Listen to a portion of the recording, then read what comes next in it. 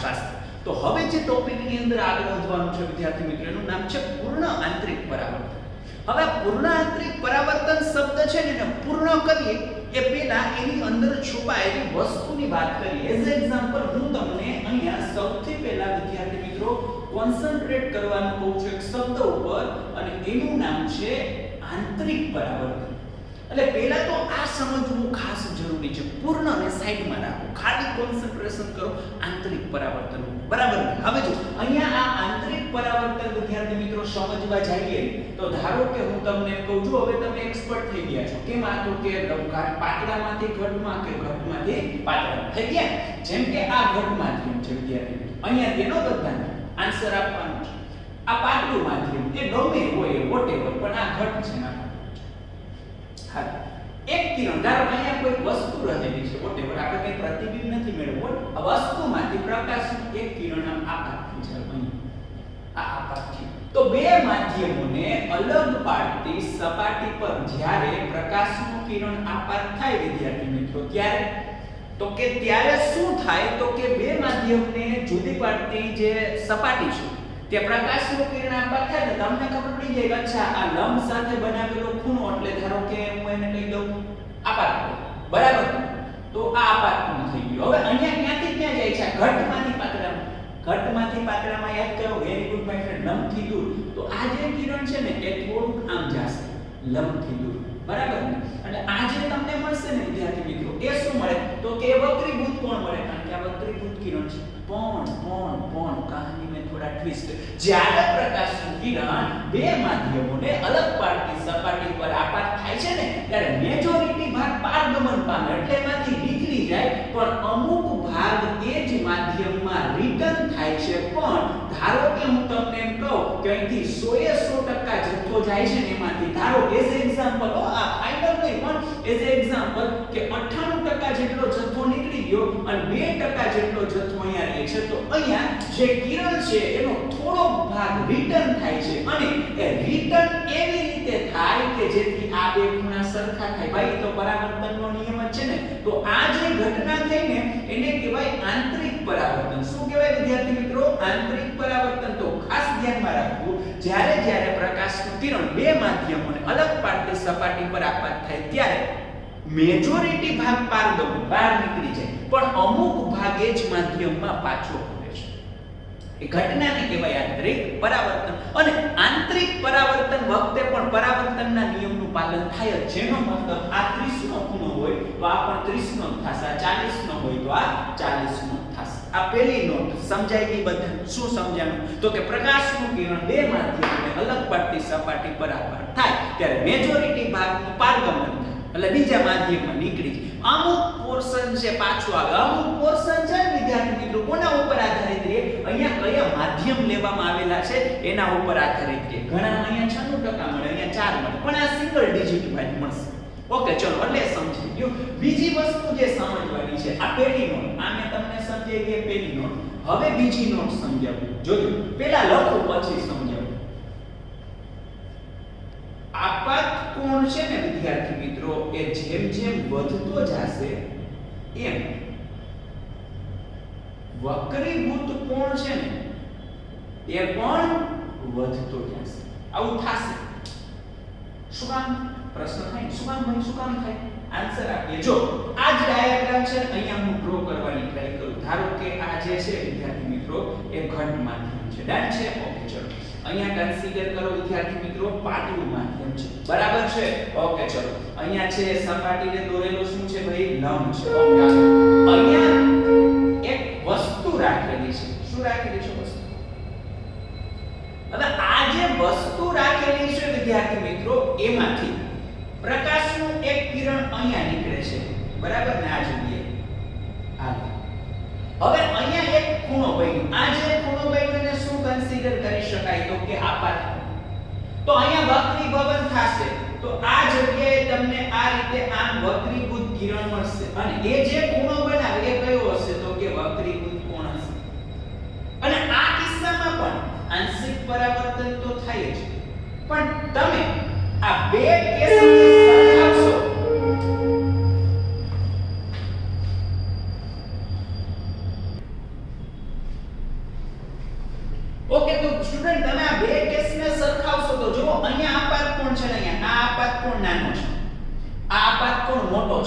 તો તમે પ્રેક્ટિકલી જોશો ને તો પણ ખ્યાલ આવી જશે કે જેમ આપાત કોણ નાનો હશે ને એવી રીતે વક્રીભૂત કોણ નાનો જ મળશે. એનું રીઝન શું કામ? તમે સ્નેલનો નિયમ કન્સિડર કરો તો n1 sin θ1 n2 sin θ2 થાય. n તો ફિક્સ જ છે. તો અહીંયા તમે ખૂણો વધારતા જાવ એમાં અહીં વધતો જાય, ઘટાડતા જાવ એમ ઘટતું જાય. એટલે ટૂંકમાં હું એવું કહેવા માંગુ છું, પ્રેક્ટિકલી પણ એવું જોવા મળે. અહીંયા આપાત કોણ નાનો હોય તો વક્રીભૂત કોણ નાનો હોય. તમે અહીંયા આપાત કોણ વધારતા જાવ, તમે આ બંને ડાયાગ્રામ જોઈ લો બરાબર ને. તમે અહીંયા બંને કન્સિડર કરો, જો આ જગ્યાએ અહીંયા નાનો ખૂણો છે, થોડોક મોટો, તો અહીં આ નાનો મળશે, અહીં થોડોક મોટો મળશે. ટૂંકમાં અહીંથી તમારે બીજામાં એવું સમજવાનું છે. હવે ક્વેશ્ચન માં કાઢ નાખ, સમજાઈ ગયું? તો જેમ તમે આપાત કોણ વધારતા જાશો એમ વક્રીભૂત કોણ વધતો જશે. બે વસ્તુનો ઉપયોગ આપણે નેકસ્ટ થિયરીમાં કરવાનું છે વિદ્યાર્થી મિત્રો. અને નેકસ્ટ થિયરીનું નામ છે પૂર્ણાંતરિક પરાવર્તન. કેવું પરાવર્તન? પૂર્ણાંતરિક પરાવર્તન. તો હવે આંતરિક પરાવર્તનની સમજ છે. હવે જમ્પ કરીએ પૂર્ણ આંતરિક પરાવર્તન તરફ. અને એ સમજવા માટે વિદ્યાર્થી મિત્રો એક તમારે આકૃતિ છે ને એનો બહુ વ્યવસ્થિતપણે અભ્યાસ કરવો પડશે. તો કરી નાખીએનો અભ્યાસ, એમાં પણ કઈ બાકી ન રહે, બરાબર ને? ચલો, તો એક ઘટ માધ્યમ છે. સાંભળજો, વસ્તુ ખાસ અગત્યની. આ ઘટ માધ્યમ છે એવું માની શું લ્યો છે જ, બરાબર ને? એની અંદર એક પ્રકાશીય ઉદ્ગમ છે. પ્રકાશીય ઉદ્ગમ છે એ બિંદુવત ઉદ્ગમ તમે કન્સિડર કરી શકો કે આ જે છે ને એ બિંદુવત પ્રકાશીય ઉદ્ગમ છે. ઓકે, ચલો, નો પ્રોબ્લેમ. એનું કામ શું? એમાંથી ઘણા બધા લોટ્સ ઓફ જે કિરણો છે, ઘણા બધા કિરણો એમાંથી નીકળે ને માય ફ્રેન્ડ. તો ધારો કે આમાંથી તમે એવું વિચારો જે કિરણો નીકળે છે એ બધી જ દિશામાં નીકળે છે. આપણે એક અહીંયા કન્સિડર કરીએ, એક અહીંયા કન્સિડર કરીએ, એક અહીંયા કરીએ, એક અહીંયા કરીએ અને એક અહીંયા કરીએ. આટલા કિરણો આપણે લેશું.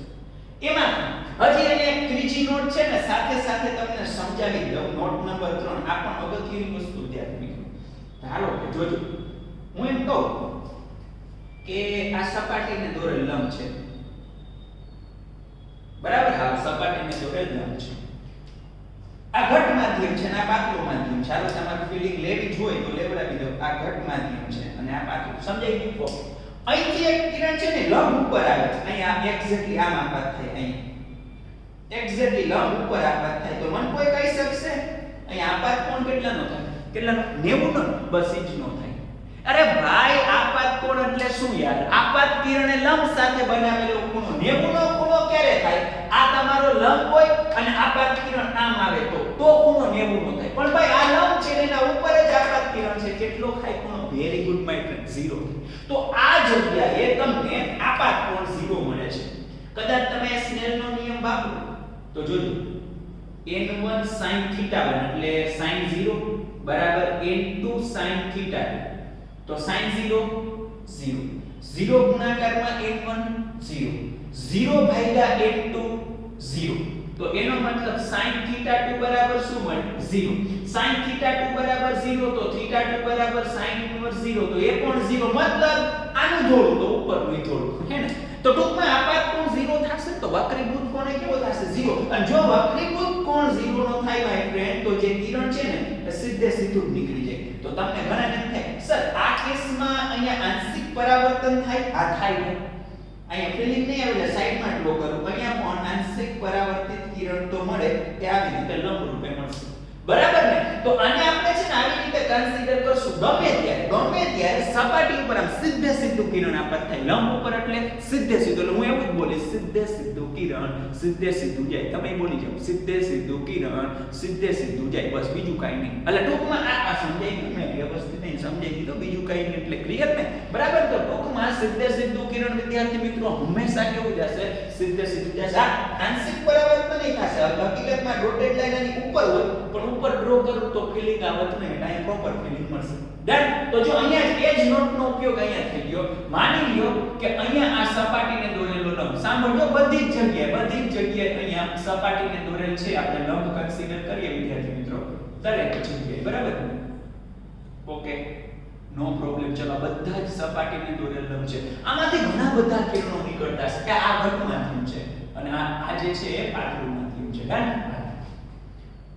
હવે અહીંથી માની લ્યો કે આ પ્રકાશનું કિરણ છે આમ સીધે સીધું આપાત થાય તો અહીંયા જે કિરણ છે એ સીધે સીધું નીકળશે. પરાવર્તિત આંશિક પરાવર્તિત કિરણ પણ મળે. અચ્છા હવે એક કિરણ અહીંયા આપાત થાય છે, જોજો આ પહેલું કિરણ, સાંભળજો આ પહેલું કિરણ, આ બીજું, આ ત્રીજું, બરાબર આટલું સમજીએ પહેલા, પછી ચોથું લેશું. અહીંયા જે છે આ જગ્યાએ જો તો તમે આ કન્સિડર કરો કે આને હું ધારો કે O બિંદુ કહી દો, આ તમારું O બિંદુ, પછી આ O1 છે, આ O2 છે, આ O3 છે અને આ O4 છે, બરાબર. તો આપણે અહીંયા આકૃતિ ઉપરથી એવું જોઈ શકીએ, જો અહીંયા તમારે છે હું પોઈન્ટ લખાવી દઉં, પોઈન્ટ કઈ રીતે કન્સિડર કરવાના લખવાના તમારે રહેશે, પણ હું તમને અહીંયા જસ્ટ કહી દઉં. સૌથી પહેલા અહીંયા કન્સિડર કરવાનું રહેશે વિદ્યાર્થી મિત્રો, પહેલો પોઈન્ટ આંતરિક પરાવર્તન. શું લખવાનું રહેશે? આંતરિક પરાવર્તન. હવે તમારે છે ને પોઈન્ટ હું તમને કહી દઉં, બરાબર, તમે લખી લેજો, પણ અહીંયા હું સ્માઈલી કરું છું, ખબર જ છે સ્માઈલી એટલે શું. જો આવું લખવાનું, કોઈ પણ પ્રકાશનું કિરણ બે માધ્યમને અલગ પાડતી સપાટી પર આપાત થાય ત્યારે એનું ટૂંકમાં કહી શકાય કે આપાત થયા બાદ અમુક અંશમાં તેનું મેજોરિટી એટલે તમે એમ કહી શકો કે મહદ અંશેનું પારગમન થાય છે, જ્યારે અમુક અંશે એ છે એ જ માધ્યમમાં પાછું ફરે છે. તો આ પાછા ફરવાની ઘટના છે ને આંતરિક પરાવર્તન કહે છે. ક્લિયર? ફરીથી કહું છું, જ્યારે પ્રકાશનું કિરણ બે માધ્યમને અલગ પાડતી સપાટી પર આપાત થાય ત્યારે મોટા પ્રમાણમાં તેનું પારગમન થાય છે, જ્યારે અમુક અંશ એ જ માધ્યમમાં પાછો ફરે છે, જે ઘટનાને પ્રકાશનું આંતરિક પરાવર્તન કહે છે. હાલ એ લખી દીધું. હવે બીજો પોઈન્ટ આકૃતિ પરથી જોજો. આપણને ખબર છે બીજી નોટ મેં તમને સમજાવી દીધી. તમે ભાઈ આકૃતિ પરથી જેમ O થી O1 તરફ જાઓ, O1 થી O2 તરફ જાઓ, O2 થી O3 તરફ જાઓ અને O3 થી O4 તરફ જાઓ, તો જોવો તો અહીંયા આપાત કોણ 0 હતો, પછી થોડોક આટલો મળ્યો, પછી આટલો મળ્યો, પછી આટલો મળ્યો, એ વધતો જાય છે. જેમ તમે આ બાજુથી આ બાજુ જાઓ વિદ્યાર્થી મિત્રો, એમ અહીં આપાત કોણ છે, આપાત કોણ એનું મૂલ્ય વધતું જાય છે. એનું ચોખ્ખો મતલબ શું થાય? આપાત કોણ વધશે તો સામે વક્રીભૂત કોણ વધશે ને. તો માય ફ્રેન્ડ અહીંયા તમારે કન્સિડર કરવું પડે કે અચ્છા અહીંયા તો વક્રીભૂત કોણ સાથે સાથે શું થતું જશે? વધતો જશે. તો તમે જ મને કહો, અહીંથી સપોઝ આને આ વક્રીભૂત કિરણ નામ કહેતો હોય અને આટલો ખૂણો મળે, તો આના કરતા તો બાજુમાં મને વધારે જ મળવો જોઈએ. તો જો આના કરતા ખૂણો મને વધારે મળવો જોઈએ, તો આ કિરણ નીચેની બાજુ હજી ખસવું જોઈએ, ઉપરની બાજુ. ચલો મને કહો કઈ બાજુ? વેરી ગુડ, નીચેની બાજુ. તો આના કરતા અહીંયા હજી નીચું વક્રીભૂત થશે. હવે એ કિરણ નીચે જાતું એક સમય એવો આવશે કે અહીંયા સપાટી પર સૂઈ જશે. સૂઈ ગયું, બરાબર. તો ટૂંકમાં અહીંયા ખૂણો જે વક્રીભૂત કોણ છે કેટલાનો મળ્યો? 90 ડિગ્રીનો મળ્યો. આ ક્લિયર બધાને આટલું સમજાવું ફરીથી કહું, જેમ આમ જાવે આપાત કોણ વધતો જાય છે. તો આપણે એ નોટમાં સમજે જેમ આપાત કોણ દેખાય છે, આપાત કોણ વધે વક્રીભૂત કોણ સામે વધતો જશે. તો વક્રીભૂત કોણ વધતો જાય તો કિરણ નીચે નમતું જશે, એક સમયે સૂઈ જશે. એટલે આ પર્ટિક્યુલર કન્ડિશન મળી. આ આપાત કોણ છે. બીજી વસ્તુ ભાઈ, અહીંયા આંશિક પરાવર્તન તો થાય જ. એવી રીતે થાય, બોલો કેવી રીતે થાય? એવી રીતે થાય કે જેથી પરાવર્તનના નિયમનું પાલન થાય, એટલે કે આપાત કોણ બરાબર પરાવર્તન કોણ થાય. અહીંયા પણ આંશિક પરાવર્તિત કિરણ મળે છે, અહીંયા પણ આંશિક પરાવર્તિત કિરણ મળે છે. હવે જોજો બે વ્યાખ્યા આપણે કન્સિડર કરવાની છે. કઈ કઈ વ્યાખ્યા? તો કે ક્રાંતિ કોણ, એને હું કહીશ થીટા સી. શું કામ? કોણ આવ્યો એટલે થીટા ને, ક્રાંતિ એટલે ક્રિટિકલ એટલે મેં સી લખ્યું છે. ક્રાંતિ કોણ અને ક્રાંતિ કિરણ. ફરીથી વાત કરી દો વિદ્યાર્થી મિત્રો, ક્રાંતિ કોણ અને ક્રાંતિ કિરણ, આ બંનેની વ્યાખ્યા જોવાની છે. જો તો વ્યાખ્યા લખું સમજાઈ જશે ઈઝીલી. આપાત કોણના, ખાસ સમજો સિમ્પલ વ્યાખ્યા છે, પણ આનું ઇક્વેશન મેળવવાનું આ મેન આખી થિયરીનું આ હાર્ટ કહી શકાય, મેન પાર્ટ છે. આપાત કોણના જે મૂલ્ય માટે વક્રીભૂત કોણ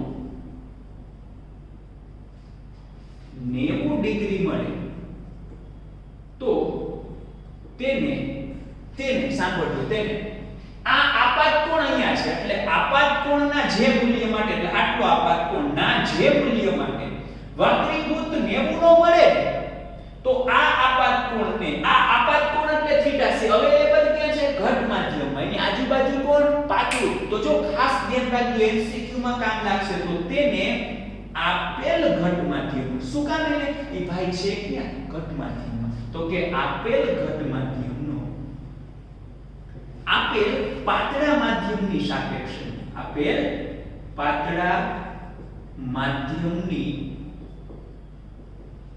સાપેક્ષેનો ક્રાંતિકોણ એટલે કે માય ફ્રેન્ડ થીટા સી ક્રાંતિકોણ કહે છે. હાલો ક્લિયર. ટૂંકમાં આ પર્ટિક્યુલર કન્ડિશન માટેનો જે આપાત કોણ બને એને શું કહેવાય ક્રાંતિકોણ. અને ત્યારે જો આ ક્રાંતિકોણ આ છે એ ક્રાંતિકોણ અને આ આંશિક પરાવર્તિત કિરણ પણ કેવું કિરણ ક્રાંતિ કિરણ. એટલે આ ક્લિયર ને આ છે એ ક્રાંતિકોણ છે વિદ્યાર્થી મિત્રો અને આ છે ક્રાંતિ કિરણ છે. તો અહીંયા લખું છું અને ત્યારે મળતા આંશિકો ભાઈ આ ઉપર લીધું છે ખાસ જોજો અર્થનો અનર્થનો થઈ જાય. આંશિક પરાવર્તિત કિરણને શું કહે છે યસ માય ફ્રેન્ડ ક્રાંતિ કિરણ કહે છે. બસ આ બંનેની વ્યાખ્યા એ પૂરી કરવી. હાલો આટલું ક્લિયર. હવે આનું આપણે ઇક્વેશન મેળવવું છે પણ એ પહેલા વિદ્યાર્થી મિત્રો ધારો કે અહીંથી આ ખાસ જોજો અહીંથી ધારો કે અહીંયા એકાદ કોણનું મર્ડર થઈ જાય વાંધો નહીં ભલે થઈ જાય એટલે આના ઉપર આવી જશે આકૃતિ ડ્રો કરી દો. હવે અહીંયા ધારો કે તમારી પાસે આપાત કિરણ આવે આમ તો હવે તો વિચાર કરો વક્રીભૂત અહીંયા આટલો આપાત કોણ મળે. આ જે કન્ડિશન છે અહીંયા હવે આપાત કોણને હું આઈ કહું ઈ આઈ આના કરતાય વધારે હશે ને. શું કામ આમાં હવે આપાત કોણ વધતો જાય છે તો અહીંયા આપાત કોણ હવે થીટા સી કરતા કેવો થઈ જશે વધારે.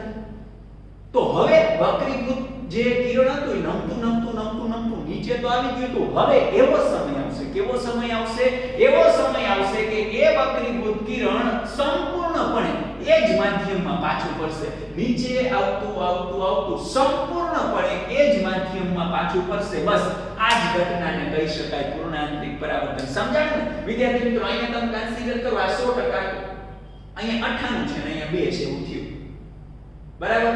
પછી અહીંયા 98 છે ને અહીંયા 2 છે. આ 98 છે ને 2 છે બધું આમ આવી ગયું. બધું 100% નીચે જ આવી ગયું. તો હવે પૂર્ણાંતરિક પરાવર્તન એટલે શું તો કહી શકાય કે હવે જ્યારે આપાત કોણનું મૂલ્ય સાંભળજો આપાત કોણનું મૂલ્ય ક્રાંતિકોણ કરતા એટલે કે થીટા સી કરતા વધુ થાય ત્યારે હવે તો એ બે માધ્યમને જુદી પાડતી સપાટી પર જ છે. હવે તો કઈ વક્રીભવન શક્ય છે જ નહીં. ઈ તો નીચું જ નમશે ને સતત. નિયમ કહી દીધો જેમ આમ જાવે આપાત કોણ વધે વક્રીભૂત કોણ વધે તો વધતો પાయింટ આવી ગયો. હવે નીચે જવું પડશે. તો હવે થાય ત્યારે આ કન્ડિશન માટે વક્રીભવન શક્ય નથી. તેથી તે કિરણ સંપૂર્ણપણે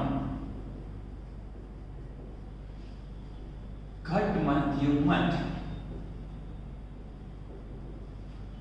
પાછું ફરશે. આ ઘટનાને જ બસ આ પર્ટિક્યુલર ઘટનાને જ વિદ્યાર્થી મિત્રો શું કહે છે તો કે પૂર્ણ આંતરિક પરાવર્તન કહે છે. ક્લિયર ને. હવે તમને ક્લિયર હોય કે ખાલી આંતરિક પરાવર્તન અને પૂર્ણ આંતરિક પરાવર્તન જે છે ઘટનાને વચ્ચેનો ડિફરન્સ. અને બીજી વસ્તુ પરાવર્તન શબ્દ આવે એટલે મોજમાં રહેવાનું. પૂર્ણ આંતરિક પરાવર્તન વખતે પણ પરાવર્તનના નિયમનું પાલન થાય છે. એટલે કે જેટલો હોય આપાત કોણ એટલો મળે પરાવર્તન કોણ થશે. બરાબર ને. એટલે ગમે આંશિક પરાવર્તન થાય તોય ભલે પૂર્ણ આંતરિક પરાવર્તન થાય તોય ભલે એના નિયમનું પાલન થાય ને થાય છે. હવે વિદ્યાર્થી મિત્રો અહીંયા હું લખું છું આ છે પણ ઘટના સમજાય શરત તમારે કેવી હોય તો આમાંથી જોવો તો તમે એવી તો કઈ વસ્તુ હોવી જોઈએ કે તો જ આ ઘટના થાય. એવું તો આમાં તમને શું યુનિક લાગે છે. ઘણા કે ઉદ્ગમ હોવું જોઈએ ભાઈ એ તો હોવું જ જોઈએ. પણ તમે સાચા છો. એક વસ્તુ ઉદ્ગમ ઘાટ માધ્યમમાં હોવું જોઈએ. હું આની આ વસ્તુ ઉદ્ગમને પાતળા માધ્યમમાં લઈ લે અને એ પાતળામાંથી ઘટમાં કિરણ આવતા હોત ને તો જીવનમાં ગમે ત્યારે કોઈ પણ એવો ટાઈમ આવત જ નહીં કે પૂર્ણાંતરિક પરાવર્તન થાય. તો પહેલી વસ્તુ કે જ્યારે પ્રકાશનું કિરણ જોજો અહીંયા હું ટૂંકમાં લખું છું પ્રકાશનું કિરણ ઘટ માધ્યમમાંથી પાતળા માધ્યમમાં દાખલ થવું જોઈએ. આ પહેલી શરત તમે પરફેક્ટલી લખી શકો. મેં ટૂંકમાં લખ્યું પ્રકાશનું કિરણ ઘટ માધ્યમમાંથી પાતળા માધ્યમમાં દાખલ થાય ત્યારે એના ચાન્સીસ ખરા. આપણે આમ જ બોલશું ભાઈ અહીંયા દાખલ થયું, અહીંયા દાખલ થયું, અહીંયા દાખલ થયું, અહીંયા દાખલ થયું, પણ ખાલી આ કેસમાં જ પૂર્ણ આંતરિક પરાવર્તન થયું, બધામાં ન થયું. એટલે આપણે શું બોલશું? પ્રકાશનું કિરણ ઘટમાંથી પાતળામાં દાખલ થાય ને ત્યારે પૂર્ણ આંતરિક પરાવર્તન થવાના ચાન્સીસ ખરા. પણ થાય ક્યારે વિદ્યાર્થી મિત્રો? થાય ત્યારે જ્યારે આપાત કોણ એટલે કે તમારી પાસે જે સપાટીનું બિંદુ છે ત્યાંનો ખૂણો I એ ક્રાંતિ કોણ કરતા કેવો થઈ જાય વિદ્યાર્થી મિત્રો? મોટો. Very good. આવું થાય ત્યારે પૂર્ણ આંતરિક પરાવર્તન થાય. બધાને શરત યાદ રાખવી જોઈએ, ખાસ કામ લાગશે દાખલાઓની અંદર. આ જ રીતે યાદ રાખવાનું. પ્રકાશનું કિરણ ઘટમાંથી પાતળામાં જાય તો ચાન્સીસ ખરા. બોલો ચાન્સીસ ખરા. પણ થાય ક્યારે? જ્યારે આપાત કોણનું મૂલ્ય ક્રાંતિ કોણ કરતા વધારે બને ત્યારે. ક્લિયર છે બધાને? ડન છે? તો આ થઈ ગઈ શરત 2. હવે આપણે વિદ્યાર્થી મિત્રો આમાં ને આમ જે ક્રાંતિ કોણ છે ને, ક્રાંતિ કોણ એનું સમીકરણ મેળવવું છે. તો અહીં લખું છું ક્રાંતિ કોણ થીટા c નું સમીકરણ. ચલો આ સમીકરણ આપણે મેળવવું છે. બરાબર? તો કઈ રીતે મેળવશું? તો કે આમાં આપણી પાસે અલગ અલગ ઘણા બધા બિંદુઓ O1 O2 O3 અને O4. સૌથી પહેલા કયા બિંદુએ ક્રાંતિ કોણ છે એ દેખાય છે? જો તો O1 O2 O3 કે O4? કયો કયો? O3. Very good. તો જો હવે એક વસ્તુ આપણે પહેલા જોઈ જ ગયા હતા. બે માધ્યમ હોય, બે માધ્યમ હોય, બેના વક્રી ભવનાંક હોય, બે કિરણ હોય, બે ખૂણા હોય, તો એક ભાઈને યાદ કરવાના. કયા ભાઈ? Very good. સ્નેલ ભાઈ. સારા એવા સંબંધ લાગે, તરત નામ તમને યાદ આવી જાય. અચ્છા, તો લખશું બિંદુ O3 આગળ. કોના આગળ? O3 આગળ સ્નેલના નિયમ મુજબ. બરાબર ને? કે બિંદુ O3 આગળ સ્નેલના નિયમ મુજબ. પણ સ્નેલનો નિયમ છે શું ભાઈ? તો કે n1 sin θ1 n2 sin θ2 પરથી આ મેઇન સ્ટેટમેન્ટ છે. આના પરથી આપણે કેવી આદત રાખી છે? જે માધ્યમ એનો ખૂણો ધેટ્સ ઇટ. તો જો અહીંયા આવી જાવ તો આ O3 બિંદુ, આ θc ખૂણો છે, માધ્યમ કયું છે? ઘટ. તો જો હું આમ જ લખીશ, આ n ઘટ છે અને n ઘટ વખતે લંબ સાથેનો ખૂણો હંમેશા લંબ સાથે.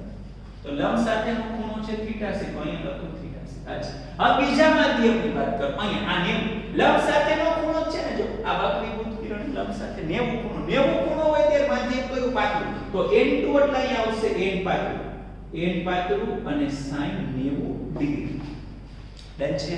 સિમ્પલ છે. જો આ n ઘટ, આ sin θc n પાતળું અને sin 90 એટલે કેટલા થાય વિદ્યાર્થી મિત્રો? 1. અને એક ગુણાકારમાં કોઈ પણ જવાબ આવે 1 નો આવે યાર, કોઈ પણ આવે. Very good. તો અહીંયા આવશે n પાતળું. બરાબર ને? હાલો આમાંથી આને બનાવો કરતા ક્યાં જાય? આમ. તો તમને મળશે my friend sin θc n પાતળું ના છેદમાં n ઘટ.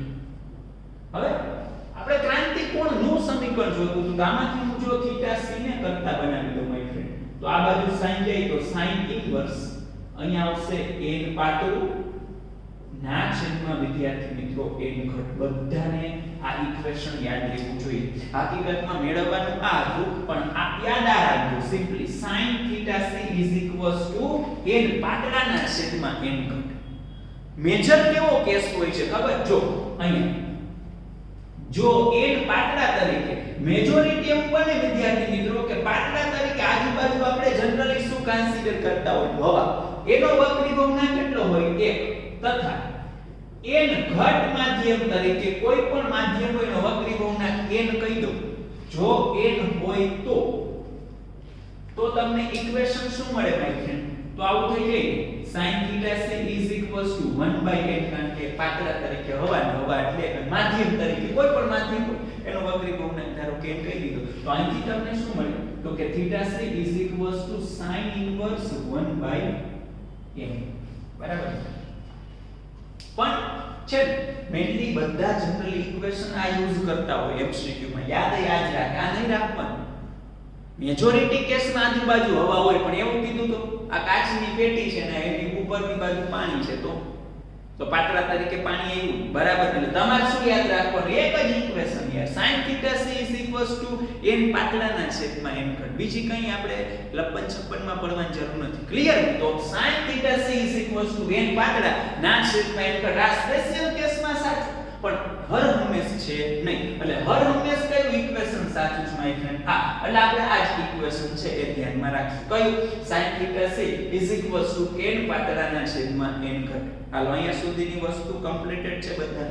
તો આ આખી વસ્તુ છે એ કોને રિલેટેડ? આ લેક્ચર આપણે કોને ડેડિકેટ કરી શકીએ? પૂર્ણ આંતરિક પરાવર્તન વાળી ઘટના. કહી દઉં તમારે સૌથી પહેલા નોટ જાણ માટે લખવાની તો છે. પહેલી, બીજી, ત્રીજી. પહેલી નોટમાંથી શું શીખાય?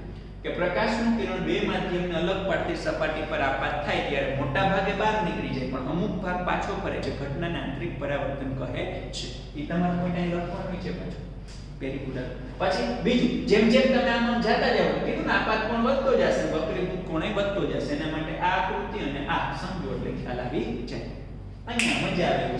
સીધું કિરણ સીધું જાય. ક્લિયર? આશા. તો અહીંયા આપણે જે નોટ સમજેલા હતા એમાંથી એક આકૃતિ લીધી. ટોટલ 5 બિંદુ લીધા. 1 2 3 4 અને 5. બરાબર. આગળ ગયા સમજતા ગયા. પહેલા આંતરિક પરાવર્તન વિશે સમજ્યા. પછી જેમ જેમ આમ ચાલે વધતું જાય, વક્રીભૂત કોણે વધે તો કિરણ નમતું જાય. એક સમયે સુઈ જાય, ત્યાં સ્ટોપ થઈ જાય. એ સ્પેશિયલ કન્ડિશન કે આપાત કોણના જે મૂલ્ય માટે વક્રીભૂત કોણ 90 નો હોય એ આપાત કોણને કોનો આપેલા ઘટ માધ્યમ કોની સાપેક્ષે? પાતળા માધ્યમની સાપેક્ષે નો ક્રાંતિ કોણ કરે છે. અને તે સમયે મળતા પરાવર્તિત કિરણને ક્રાંતિ કિરણ કહે છે. પછી તો કે હવે શું થાય? હવે નમતું અહીંયા તો આવી ગયું. હજી તમે આપાત કોણનું મૂલ્ય વધારો એટલે કે એવો આપાત કોણ કે જે ક્રાંતિ કોણ કરતા કેવો છે વિદ્યાર્થી મિત્રો? વધારે. તો ટૂંકમાં હવે આપાત કોણનું મૂલ્ય જો ક્રાંતિ કોણ કરતાય વધી જાય ને, આપાત કોણનું મૂલ્ય ક્રાંતિ કોણ કરતાય વધી જાય વિદ્યાર્થી મિત્રો, તો હવે એની પાસે એક જ ઓપ્શન છે. નીચે તો આવી ગયું. હવે એનાથી નીચે એટલે સંપૂર્ણપણે એના જ માધ્યમમાં આવશે ને જાતું તું આમ. હવે આ એના જ માધ્યમમાં આવવાની ઘટનાને પરાવર્તન કહેવાય. 100% જથ્થો આવી ગયો તો સંપૂર્ણ પરાવર્તન કન્સિડર કરી શકાય. પૂર્ણ આંતરિક પરાવર્તન. ટૂંકું અને ટચ વર્ઝન. આ આખી વસ્તુનું ટૂંકું અને ટચ વર્ઝન. પ્રકાશનું કિરણ ઘટમાંથી પાતળામાં આવે તો ચાન્સીસ ખરા, પણ પૂર્ણ આંતરિક પરાવર્તન થાય ક્યારે માય ફ્રેન્ડ? જ્યારે આપાત કોણનું મૂલ્ય ક્રાંતિ કોણ કરતા મોટું હોય તો. ડન છે? બરાબર છે? ઓકે. અને સેકન્ડ, ક્રાંતિ કોણ થીટા c છે એનું સમીકરણ. આ બિંદુ સિલેક્ટ કરવાનું, સ્નેલનો નિયમ એપ્લાય કરો. sin θc બરાબર n પાતળાના છેદમાં n ઘન. ક્લિયર? તો પરફેક્ટલી સ્ક્રીનશોટ લઈ લેજો. પહેલા નોટ લખી નાખજો. અને આ થિયરી પૂછી શકાય. 2 માર્કમાં પૂછે તો અહીંયા સુધી લખવી, 3 માર્કમાં પૂછે તો અહીંયા સુધી લખવી. ડન છે? ક્લિયર છે? રાખીએ અહીંયા સુધી. મળશું નેક્સ્ટ એપિસોડમાં. ત્યાં સુધી આ કેસના ટાટા બાય બાય સી. Thank you very much. કિરણ પ્રકાશ શાસ્ત્ર. બરાબર. તો લાસ્ટ સેશનમાં આપણે કન્સિડર કરેલું હોય માય ફ્રેન્ડ પૂર્ણ આંતરિક પરાવર્તન. તો હવે આપણે છે ને એ જે ઘટનાઓ છે ને એના ઉપયોગો જોઈએ કે આપણા જે વ્યવહારિક જીવનમાં કઈ જગ્યાએ વસ્તુઓ છે જોવા મળે. હવે મેં તમને 2 શરત કીધી હતી, ખાસ યાદ હોય તો પૂર્ણ આંતરિક પરાવર્તન માટે કે પ્રકાશનું કિરણ ક્યાંથી ક્યાં જવું જોઈએ વિદ્યાર્થી મિત્રો? Very good. ઘટમાંથી પાતળામાં. તો ચાન્સીસ ખરા ને થાય ક્યારે? આપાત કોણનું મૂલ્ય ક્રાંતિ કોણ કરતા વધારે હોય. હવે એ પહેલા એક આપણે બીજી અને ઇન્ટરેસ્ટિંગ ઘટના જોઈએ અને એ છે વક્રીભવનનો ઉપયોગ. આમ તો ઘણા બધા ઉપયોગ છે પણ એક ઘટના થાય છે. એ ઘટના બહુ ઇન્ટરેસ્ટિંગ અને એને બહુ આમ કન્સિડર કરી શકાય, સમજી શકાય એમ. બરાબર. તો એ ઘટનાની વાત કરીએ. અર્લી સનરાઈઝ અને લેટ સનસેટ. ઘણાને ખબર હશે, નહીં ખબર હોય ને કહી દો. સૂર્યનો ઉદય થાય એ પહેલા જ એ આપણને દેખાય. કેવું કહેવાય ને? અને સૂર્ય અસ્ત થઈ જાય તો પણ હકીકતમાં એ અસ્ત થઈ ગયો હોય પણ છતાં પણ આપણે દેખાતો. આવું કઈ રીતે શક્ય બનશે? તો કે જો વિદ્યાર્થી મિત્રો સમજાવું. આ આપણા પૃથ્વી માતા છે. કોણ છે? પૃથ્વી માતા. ઓકે. હવે જે પણ પૃથ્વી છે બરાબર, એની આજુબાજુ ડેફિનેટલી બધાને ખબર હશે કે અમુક કિલોમીટર સુધી એને પોતાનું વાતાવરણ છે. એટલે એની અંદર ઘણા બધા ગેસ ને એવું ઘણું બધું હોય. બરાબર ને? એટલે અમુક કિલોમીટર સુધી જાણે પૃથ્વી છે ને એને પોતાનું વાતાવરણ છે. એટલે આ જે મેં ડોટેડ લાઈન કન્સિડર કરેલી છે પૃથ્વીનું શું છે ભાઈ? વાતાવરણ. અચ્છા, એ સિવાયનો પોર્શન છે ને એ શૂન્ય અવકાશ છે, બરાબર. અને હું તમારી જાણ માટે કહી દઉં કે જો એક્ઝેક્ટલી શૂન્ય અવકાશ હોય ને ભાઈ, એક્ઝેક્ટલી, તો તમે એનો વક્રીભવનાંક કેટલો લઈ શકો? 1. પણ જો અહીંયા પૃથ્વીનું વાતાવરણ છે ને ભાઈ, આ પૃથ્વીનું વાતાવરણ હોવાથી એનો વક્રીભવનાંક છે ને એ 1 કરતા તો મોટો થશે, એપ્રોક્સિમેટલી 1.00023 જેવો જોવા મળે છે, બટ 1 કરતા તો એ થોડોક કેવો થશે? મોટો, આ વાતાવરણ હોવાથી. અચ્છા, હવે માની લો કે તમે અહીંયા ઊભા છો, જોજો આ તમે છો, બરાબર ને? ઢીંચક હવે તમારી જે આંખ છે ને ત્યાંથી તમે એક આમ સીધી લાઈન કન્સિડર કરો ને, એને ક્ષિતિજ રેખા કહેવાય. શું કહેવાય? ક્ષિતિજ રેખા. અચ્છા, પહેલા આપણે સમજીએ અર્લી સનરાઈઝ, એટલે કે સૂર્યનો જે ઉદય થાય છે, સૂર્યોદય થાય છે, વહેલો થાય છે. સૂર્ય એક્ચ્યુઅલમાં ઉગે પહેલા આપણને દેખાય છે. શું કામ? પહેલા તો સૂર્યોદય થયો ક્યારે કહેવાય? કે સૂર્ય આ ક્ષિતિજ રેખાની ઉપર આવી જાય ને તો સૂર્યોદય થયો કહેવાય. બટ હવે સાંભળજો વિદ્યાર્થી મિત્રો, ધારો કે સૂર્ય હકીકતમાં અત્યારે અહીંયા છે, આ સાંભળજો, અત્યારે તે સૂર્ય દાદા, અહીંયા હું લખું છું જે સૂર્ય છે એનું વાસ્તવિક સ્થાન, એટલે હકીકતમાં અત્યારે ધારો કે અહીંયા છે. હવે એ હોય ત્યાં તો એમાંથી પણ એક વિદ્યાર્થી મિત્રો કિરણ આવતું હશે, તો કે ધારો કે અહીંથી એક પ્રકાશનું કિરણ આવે છે. હવે એ જોવો તો એ પ્રકાશનું કિરણ ક્યાંથી ક્યાં પ્રવેશે છે ભાઈ? શૂન્ય અવકાશમાંથી વાતાવરણ. સાંભળજો, શૂન્ય અવકાશમાંથી વાતાવરણ. તો શૂન્ય અવકાશનો વક્રીભવનાંક 1 છે, આનો 1 કરતા વધારે છે, તો આ પ્રકાશીય રીતે ઘટ કન્સિડર કરી શકાય અને આ પ્રકાશીય રીતે પાતળું કન્સિડર કરી શકાય. એટલે પ્રકાશનું કિરણ સતત પાતળામાંથી સતત ઘટમાં જાય છે. પાતળામાંથી ઘટમાં જાય એટલે લંબ તરફ વાંકું વળશે. તો ટૂંકમાં અહીંયા એનો માર્ગ બદલાશે. જો લંબ તરફ વાંકું વળતું આ રીતે આમ આવશે. જો થોડું માઇનરી છે ને બેન્ડ થઈ જશે. શું કામ? પાતળામાંથી ઘટમાં જાય છે. અહીંયા સુધી પાતળું હતો, હવે ઘટે. તો હવે તમને બધાને ખબર છે, અહીંયા તમારી આંખ છે અને અહીંયા આ કિરણ હવે આમ આવે તો તમે કઈ આમ જોઈ શકો નહીં. તમારી દ્રષ્ટિ રેખા તો સીધી જ હોય, તો તમે એને આ રીતે આમ લંબાવશો ને તો તમને હકીકતમાં એ જ્યાંથી આવતી હોય ને એ વસ્તુ અહીંયા હોય ને એવી ફીલિંગ આવશે. હકીકતમાં હશે નહીં, પણ તમને ત્યાં હોય એવું લાગશે. આવું આપણે જોઈ ગયા હતા, બરાબર ને? અચ્છા, તો અહીંયા હું લખું છું આ જે છે ને એ શું છે ભાઈ ખબર? સૂર્ય નું આભાસી સ્થાન. અચ્છા, તો એનો મતલબ સૂર્યનો ઉદય થાય છે ત્યારે નીચેથી ઉપર આવે. હકીકતમાં તો ઓરિજિનલ સૂર્યોદય ક્યારે થયો કહેવાય વિદ્યાર્થી મિત્રો? આ વાસ્તવિક સ્થાન અહીંયા હોય તો. પણ થયું કેવું? જોવો તો સૂર્ય હતો અહીંયા, પણ તમને એનું પ્રતિબિંબ પહેલા દેખાઈ જાય છે. તો આ જે છે ને એને તમે કન્સિડર કરી શકો કે વહેલો સૂર્યોદય. આ ગાળો કેટલો છે ખબર? 2 મિનિટ જેટલો. તમને સૂર્યનો ઉદય થવાનો છે ને એના પહેલા 2 મિનિટ પહેલા જ તમને દેખાઈ જશે. તમારે એવું માનવું કે જો તમને સૂર્ય દેખાઈ ગયો ને એટલે સ્ટાર્ટિંગમાં એનું પ્રતિબિંબ હશે, ઓરિજિનલ હશે નહીં. ઓરિજિનલ તો 2 મિનિટ પછી બહાર આવશે, બરાબર? એટલે આ વક્રીભવન થતું હોવાથી તમને એ 2 મિનિટ જેટલો વહેલો ઉગતો દેખાય છે. સેમ ફંડા વિદ્યાર્થી મિત્રો. લેટ સનસેટ એટલે કે સૂર્યાસ્ત. સૂર્યાસ્ત થયું ક્યારે કહેવાય? તો કે સૂર્ય આ ક્ષિતિજ રેખાની નીચે આવી જાય તો. હવે બીજા સાંજનો સમય છે, હવે સૂર્ય આમ નથી જતો, આમ સૂર્ય અહીંયા હતો, ધીમે ધીમે અહીંયા પહોંચી ગયો. હવે ક્ષિતિજ રેખાની નીચે જશે ને તો એનું પ્રતિબિંબ તો તમને દેખાતું જ હશે. એટલે હકીકતમાં સૂર્ય છે ક્ષિતિજ રેખાની નીચે વહી જશે, એટલે સૂર્યાસ્ત થઈ ગયું. પણ છતાં પણ અમુક સમય સુધીનું પ્રતિબિંબ તો દેખાશે. અને આ સમય કેટલા મિનિટનો મળે છે ખબર? 2 મિનિટ વિદ્યાર્થી મિત્રો. તો સૂર્ય હકીકતમાં નીચે વહી જાય, અસ્ત થઈ જાય તોય દેખાય છે. અને તમે માર્કિંગ કરો ને, જો સૂર્યોદય થાય ત્યારે સૂર્યાસ્ત થાય ત્યારે સૂર્ય એક્ઝેક્ટલી ગોળ નહીં હોય, ચપટા જેવો હશે. એનું રીઝન પણ આ છે. આ વસ્તુ એનું પ્રતિબિંબ દેખાય છે, બરાબર ને? એ એના જેવું દેખાશે. એટલે વહેલો સૂર્યોદય થાય છે અને થોડોક લેટ છે સૂર્યાસ્ત થાય છે. એ વક્રીભવનનો ઉપયોગ છે. તમને એમ થશે પૂર્ણ આંતરિક પરાવર્તન ચાલતું તો એમાં વક્રીભવન એટલે લીધું વિદ્યાર્થી મિત્રો, અહીંયા પાતળામાંથી ઘટમાં કિરણ જાય છે એટલે કોઈ દિવસ પૂર્ણ આંતરિક પરાવર્તન થશે નહીં. તો તમને એમ થશે સર એવી ઘટના ખરી કે જેમાંથી ઘટમાંથી પાતળામાં, અરે ઘણા બધા એક્ઝામ્પલ છે, એ જ જોશું બરાબર. પણ આ વક્રીભવનનું ક્લિયર, અને અહીંયા શું કામ એને પૂર્ણ આંતરિક પરાવર્તન ન થઈ શકે, પ્રકાશનું કિરણ પાતળામાંથી ઘટમાં જે વિચારવાનું જ નહીં, એટલે કેસ વક્રીભવન ન થાય. ડેફિનેટલી પ્રશ્ન હશે કે સર આ 2 મિનિટ કઈ રીતે મળે, 2 મિનિટ છે તમે કઈ રીતે મેળવી? તો સમજીએ, એક નાનું એવું એક્ઝામ્પલ કન્સિડર કરીએ વિદ્યાર્થી મિત્રો. હવે આપણને ખબર છે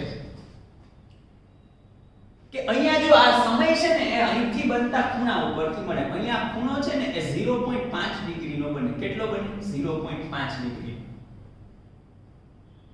બરાબર. હવે તમને બધાને ખબર છે કે પૃથ્વી છે સૂર્યની આજુબાજુ ચક્કર મારતા હોય તો એ જે ચક્કર મારે એના માટેનો સમયગાળો કેટલી કલાક છે? 24 કલાક છે માય ફ્રેન્ડ, હે ને? એક ચક્કર પૂરું મારે એટલે કેટલું શિફ્ટિંગ કરે? 360 ડિગ્રી. તો આપણે કન્સિડર કરી શકીએ અહીંયા જે પૃથ્વી છે ને એ જેટલો ખૂણો કાપે અને એને રિલેટેડ જે સમયગાળો છે ને એ આપણે કેટલો કન્સિડર કરીએ છીએ વિદ્યાર્થી મિત્રો કે 360 ડિગ્રી જેટલું એ ચક્કર કાપે ને ત્યારે 24 કલાક થાય. બરાબર છે? મિનિટમાં ફેરવાને તો 24 ગુણાકારમાં 60 મિનિટ થાય. અહીંયા લખી નાખું નીચે 24 ગુણાકારમાં, અથવા તો અહીંયા લખવાનું અહીંયા આ તો સમજાઈ જાય ને, 24 કલાક ગુણાકારમાં 60, આટલી ટોટલ શું થાય? મિનિટ થાય. શું કામ મિનિટમાં ફેરવવામાં? જવાબ મિનિટમાં જ છે. હવે અહીંયા જે ખૂણો રચાય છે ને વાસ્તવિક અને આભાસી વચ્ચે એ 0.5 નો દેખાય છે. તો 0.5 નો જે ખૂણો રચાય એને રિલેટેડ આ સમયગાળો કેટલો મળે? તો તમે આવું કરો વિદ્યાર્થી મિત્રો, 24 ગુણાકારમાં 60 ગુણાકારમાં 0.5 ના છેદમાં 360 આવું કઈ ધારો. બરાબર છે? પછી આ 5 છે, 5 વિદ્યાર્થી મિત્રો એને તમે આમ લખી શકો 0.5 છે ને 5 ના છેદમાં 10. બરાબર? અચ્છા, તો હવે જો અહીંયા તમે એક્ઝેક્ટલી કન્સિડર કરવા જાવ તો 0 0 કટ થાય. આ 6 6 36 થાય. આ 6 4 24 થાય. 5 4 20 ભાગ્યા 10 એટલે 2 મિનિટ. બરાબર? તો બસ આ રીતે જે સમયગાળો છે ને એ 2 મિનિટનો ગણવામાં આવે છે. આવી રીતે તમને 0.5 ને બદલે 1 નો ખૂણો આપ્યો હોત ને તો આ શિફ્ટિંગ છે એને રિલેટેડ સમયગાળો કેટલો મળે વિદ્યાર્થી મિત્રો? 4 મિનિટ. તો તમારી બુકમાં એક ઉદાહરણ છે એ હું હોમવર્કમાં આપું છું, થઈ જશે. ઉદાહરણ નંબર 5 છે, જોઈ લેજો આવું છે. એ હોમવર્કમાં તમે કરી નાખજો. બરાબર? એટલે આ વસ્તુ ક્લિયર, આ વક્રીભવનનો ઉપયોગ થયો. હવે આપણે જમ્પ કરીએ છીએ વિદ્યાર્થી મિત્રો પૂર્ણ આંતરિક પરાવર્તનના ઉપયોગ પર. તમને જાણીને નવાઈ ન લાગવી જોઈએ આમ તો, છતાં પણ આપણે વાત કરી દઈએ. હીરાનું ઝળહળવું. જે હીરાનું ઝળહળવું છે ને વિદ્યાર્થી મિત્રો, જે ચમકે છે ને એના પાછળ જો કોઈ જવાબદાર હોય ને તો એ છે પૂર્ણ આંતરિક પરાવર્તન. કોણ જવાબદાર છે? પૂર્ણ આંતરિક પરાવર્તન. અચ્છા, હવે બીજી વસ્તુ, જો અહીંયા છે ને આપણે વાત કરીએ પહેલા, ધારો બધાને એક સમીકરણ ખબર હોય, કયું ખબર? sin θc = n પાતળા ના છેદમાં n ઘટ. અહીંયા પાતળા તરીકે આજુબાજુ કોણ છે? હવા. હવાનો વક્રીભવનાંક કેટલો? 1. અને n ઘટ એટલે હીરો. હીરાનો વક્રીભવનાંક વિદ્યાર્થી મિત્રો ધ્યાનમાં રાખજો 2.42 છે. પછી આવી રીતે તમે કન્સિડર કરો θc sin ઇન્વર્સ આ 1/2.42 કરો, જે જવાબ આવે ખૂણો મેળવો ને એટલે ખૂણો નિયર અબાઉટ 24 ડિગ્રી મળશે વિદ્યાર્થી મિત્રો. કેટલો મળશે? 24 ડિગ્રી. એટલે આ રીતે ક્રાંતિકોણ મેળવી શકાય. ઘણી વખત તમને કહે કે પાણી માટે ક્રાંતિકોણ મેળવો તો અહીંયા 1.33, કાચના માધ્યમ માટે તો અહીંયા 1.5, હવાની સાપેક્ષે, જેની સાપેક્ષે કીધું એમ કહેતો કે પાણીની સાપેક્ષે કાચના માધ્યમ માટે, સાંભળજો, પાણીની સાપેક્ષે કાચના માધ્યમ માટે ક્રાંતિકોણ મેળવો તો sin θc = 1 પાતળાના છેદમાં n ઘટ. પાતળું એટલે પાણી તો અહીંયા 1.33 આવે, ઘટ એટલે કાચ તો અહીંયા 1.5 આવે. તો આવા ક્વેશ્ચન્સ આવે તો મૂંઝાવું નહીં, મેળવી દો. બરાબર? અચ્છા, હવે સમજીએ જે હીરા છે ને એને તમે સાંભળેલું હશે ને ઘસવામાં આવે, કદાચ હીરાને જે ઘસતા કારીગરો છે ને એની ખબર હોય કે આપણે આમાં પૂર્ણાંતરિક પરાવર્તનનો ઉપયોગ કરી નાખીએ છીએ. કઈ રીતે? સૌથી પહેલા વિદ્યાર્થી મિત્રો એવું કન્સિડર કરો કે અહીંયા કોઈ કિરણ છે ને પાતળામાંથી ઘટમાં આવે. આ તો પાતળું છે ને, પાતળામાંથી ઘટમાં એટલે અહીંયા તો સીધું કિરણ સીધું આવી ગયું છે. બરાબર? ધારો કે અહીંયા સુધી કે કાઈ હીરાની અંદર ઘણી બધી પહેલ પાડવામાં આવી હોય. હવે અહીંયા એ પાતળામાંથી ઘટમાં આવતું હતું, પણ હવે એને ઘટમાંથી ક્યાં જવું છે? પાતળામાં. ઘટમાંથી પાતળામાં જવું હોય તો ચાન્સીસ ખરા કોના? પૂર્ણ આંતરિક પરાવર્તનના. અને પૂર્ણાંતરિક પરાવર્તન થાય ક્યારે? જ્યારે આપાત કોણનું મૂલ્ય ક્રાંતિકોણ કરતા વધી જાય. તો આપણને ખબર છે એનો ક્રાંતિકોણ 24 ડિગ્રી બહુ નાનો કહેવાય. 24 ડિગ્રી બહુ નાનો કહેવાય. તો હકીકતમાં જે કારીગરો, હીરાના કારીગરો જે હીરાને ઘસે છે ને એટલે એની ઉપર પહેલ પાડે છે, એ ડિઝાઇન એવી રીતે બનાવેલી છે કે અહીંયા આપાત થાય ને તો લગભગ એનો આપાત કોણ 24 કરતા તો મોટો જ થયો એટલે એમાં પૂર્ણાંતરિક પરાવર્તન પામે. વળી અહીંયા આપાત થાય ને તો અહીંયા આપાત કોણ છે ને 24 કરતા મોટો થાય એટલે વળી પૂર્ણાંતરિક પરાવર્તન પામે. વળી અહીંયા આપાત થાય તો અહીંયા એનો જે આપાત કોણ મળે ને 24 કરતા મોટો મળે, વળી પૂર્ણાંતરિક પરાવર્તન પામે. બરાબર? વળી અહીંયા જે પૂર્ણાંતરિક પરાવર્તન આવી રીતે ઘણી બધી વખત, આ એવું નથી કે દર વખત પૂર્ણાંતરિક પરાવર્તન જ થાય. એક સમયે કદાચ આપાત પૂર્ણાના કરતા નાનો થાય, બરાબર, તો એ બારે નીકળી જાય, બટ એની સંભાવના બહુ ઓછી મળશે. અને વિદ્યાર્થી મિત્રો કન્સિડર તો કરો, આ તો એક જ કિરણ મેં લીધું, આવા તો કેટલા બધા કિરણો હશે ને, કેટલા બધા કિરણો એક સાથે જાતા હશે અને એક સાથે પૂર્ણાંતરિક પરાવર્તન થતું હશે, એને પરિણામે તમને હીરો છે ને એ ઝળહળતો દેખાય. તો આ એવું રીઝન છે. એની ઉપરની ડિઝાઇન છે ને પરફેક્ટલી કરેલી હોય, પહેલ છે એ યોગ્ય રીતે પાડેલી હોય કે જેથી દર કિસ્સામાં મેક્સિમમ ટાઈમ એવું બને કે આપાત કોણ છે આના કરતા મોટો બને અને પૂર્ણાંતરિક પરાવર્તન કરે. તો એકનું એક કિરણ અંદર ઘણી બધી વખત પૂર્ણાંતરિક પરાવર્તન કર્યા પછી બહાર આવશે. એટલે જેટલી વાર પૂર્ણાંતરિક પરાવર્તન કરે ને એટલે આપણને જે હીરો છે ને એ ઝગમગતો ઝળહળતો લાગશે. બરાબર ને? એટલે હવે તમને ખબર પડી ગઈ છે શું કામ એને તમે એવું કન્સિડર કરતા હોય કે હીરો મારો ઝગમગ થાય, એટલે થાય. બરાબર ને? ઓકે, ચલો. તો આ થઈ ગયું હીરાનું ઝળહળ. બીજો ઉપયોગ છે મરીચિકા. વિદ્યાર્થી મિત્રો આના ઘણા બધા નામ છે. યા તો મરીચિકા કહી શકાય, યા તો મૃગજળ કહી શકાય અને યા તો મિરેજ કહી શકાય. ત્રણમાંથી કોઈ પણ વસ્તુ તમે કન્સિડર કરી શકો. અગેન મરીચિકા, મૃગજળ કે મિરેજ. એક બહુ સરસ એવી વસ્તુ કહીશ, ખાસ ધ્યાન આપજો. એ પહેલા ધારો કે અહીંયા આ પૃથ્વીની સપાટી છે. અહીંયા એક કન્સિડર કરી લઈએ કે આપણે એક અહીંયા આ વૃક્ષ છે. બરાબર છે? અહીંયા ધારો કે વૃક્ષ છે, આ રોડ છે, ઉનાળાનો સમય છે વિદ્યાર્થી મિત્રો, એટલે નીચેની હવા છે ને ગરમ હોય. કન્સિડર કરો ઉપરની હવાની સાપેક્ષે આ ગરમ હોય ને આ ઠંડી હોય. અને ગરમ હવા છે ને પ્રકાશીય રીતે પાતળી હોય. યાદ રાખજો, ગરમ હવા પ્રકાશીય રીતે પાતળી હોય અને ઠંડી હવા પ્રકાશીય રીતે ઘટ હોય. ઉનાળાના સમયની વાત ચાલે છે. ધારો કે કોઈ પ્રકાશનું કિરણ છે વૃક્ષમાંથી આમ આવે છે. વૃક્ષ તમારી વસ્તુ થઈ ગઈ, તો એ સતત પ્રકાશનું કિરણ સતત કેમાંથી કેમ આવે છે? જો હું છે ને આ કિરણને આવી રીતે આમ એક્ઝેક્ટલી આમ નહીં ડ્રો કરી શકું આપાત કિરણ. શું કામ? કારણ કે અહીંયા સતત ઘટમાંથી સતત પાતળામાં, ઉપરથી નીચે ને સતત ઘટમાંથી સતત પાતળામાં આવે છે વિદ્યાર્થી મિત્રો. ઘટમાંથી પાતળામાં આવે તો લંબથી દૂર. તો જોજો એ કિરણ છે ને આવી રીતે આમ આવશે, આમ આમ. એટલે જો અહીંયા લંબ કન્સિડર કરો તેનાથી દૂર, અહીંયા લંબ કન્સિડર કરો તેનાથી દૂર. તો પ્રકાશનું કિરણ સાંભળજો, પ્રકાશનું કિરણ સતત ઘટમાંથી સતત પાતળામાં આવે તો પૂર્ણ આંતરિક પરાવર્તનના ચાન્સીસ કરા. ધારો કે કિરણ અહીંયા પહોંચ્યું અને અહીંયા મળતો આપાત કોણ ક્રાંતિકોણ કરતા મોટો થઈ ગયો. ક્રાંતિકોણ કરતા કેવો થઈ ગયો? મોટો. તો હવે એ કિરણનું પૂર્ણ આંતરિક પરાવર્તન થશે, એમાં જે પાછું ફરશે. બરાબર ને? ધારો કે અહીંયા તમે રહેલા હોય, અહીંયા કોઈ અવલોકનકાર છે રહેલો હોય, ભાઈ આ અવલોકનકાર છે. કેવો કાર? અવલોકનકાર. તો હવે એ અવલોકનકાર છે ની દ્રષ્ટિને કઈ આમ કરી શકે નહીં. આ કઈ થોડા ગાંઠિયા બનાવવાના છે, હે ને? તો એની જે દ્રષ્ટિ રેખા છે ને એ સીધી રાખશે. તો આ રીતે આમ તમે એને પાછળની સાઈડ લંબાવો તો અહીંયા હકીકતમાં જે વૃક્ષ હશે ને એનું પ્રતિબિંબ એને આ બાજુ દેખાશે. અને એ જે પ્રતિબિંબ છે ને એ પાણીમાંથી આવતું હોય એવું લાગશે. એટલે આ જે ઘટના થાય છે ને એ ઘટનાને કહેવાય મરીચિકા, મૃગજળ અથવા તો મિરેજ. ઉનાળાના સમયમાં તમે રોડ ઉપર નીકળેલા હશો તો તમને દેખાતી હશે આ ઘટના, હે ને? ઘણી વખત બપોરનો સમય હોય જોજો. અને એક વસ્તુ માર્ક કરજો, આ દિવસ દરમિયાન જ આ ઘટના થાય. આ જે ઘટના છે ને વિદ્યાર્થી મિત્રો એ દિવસ દરમિયાન જ થાય. કોઈ દિવસ તમે રાતે મિરેજ નહીં જોયું હોય અને કદાચ ક્યાંય દેખાય તો ઊભું ન રહેવું, બરાબર ને, મેક્સિમમ તમારી વેલોસિટી હોય એ પકડીને નીકળી જાવ, બરાબર. એટલે દિવસ દરમિયાન આ ઘટના છે જોવા મળશે. અચ્છા, મારો પ્રશ્ન એ છે કે દિવસ દરમિયાન તો વાંધો નહીં, પણ આ રણ પ્રદેશ હોય, રણ પ્રદેશ, એમાં તો ક્યાંય વૃક્ષ હોય નહીં.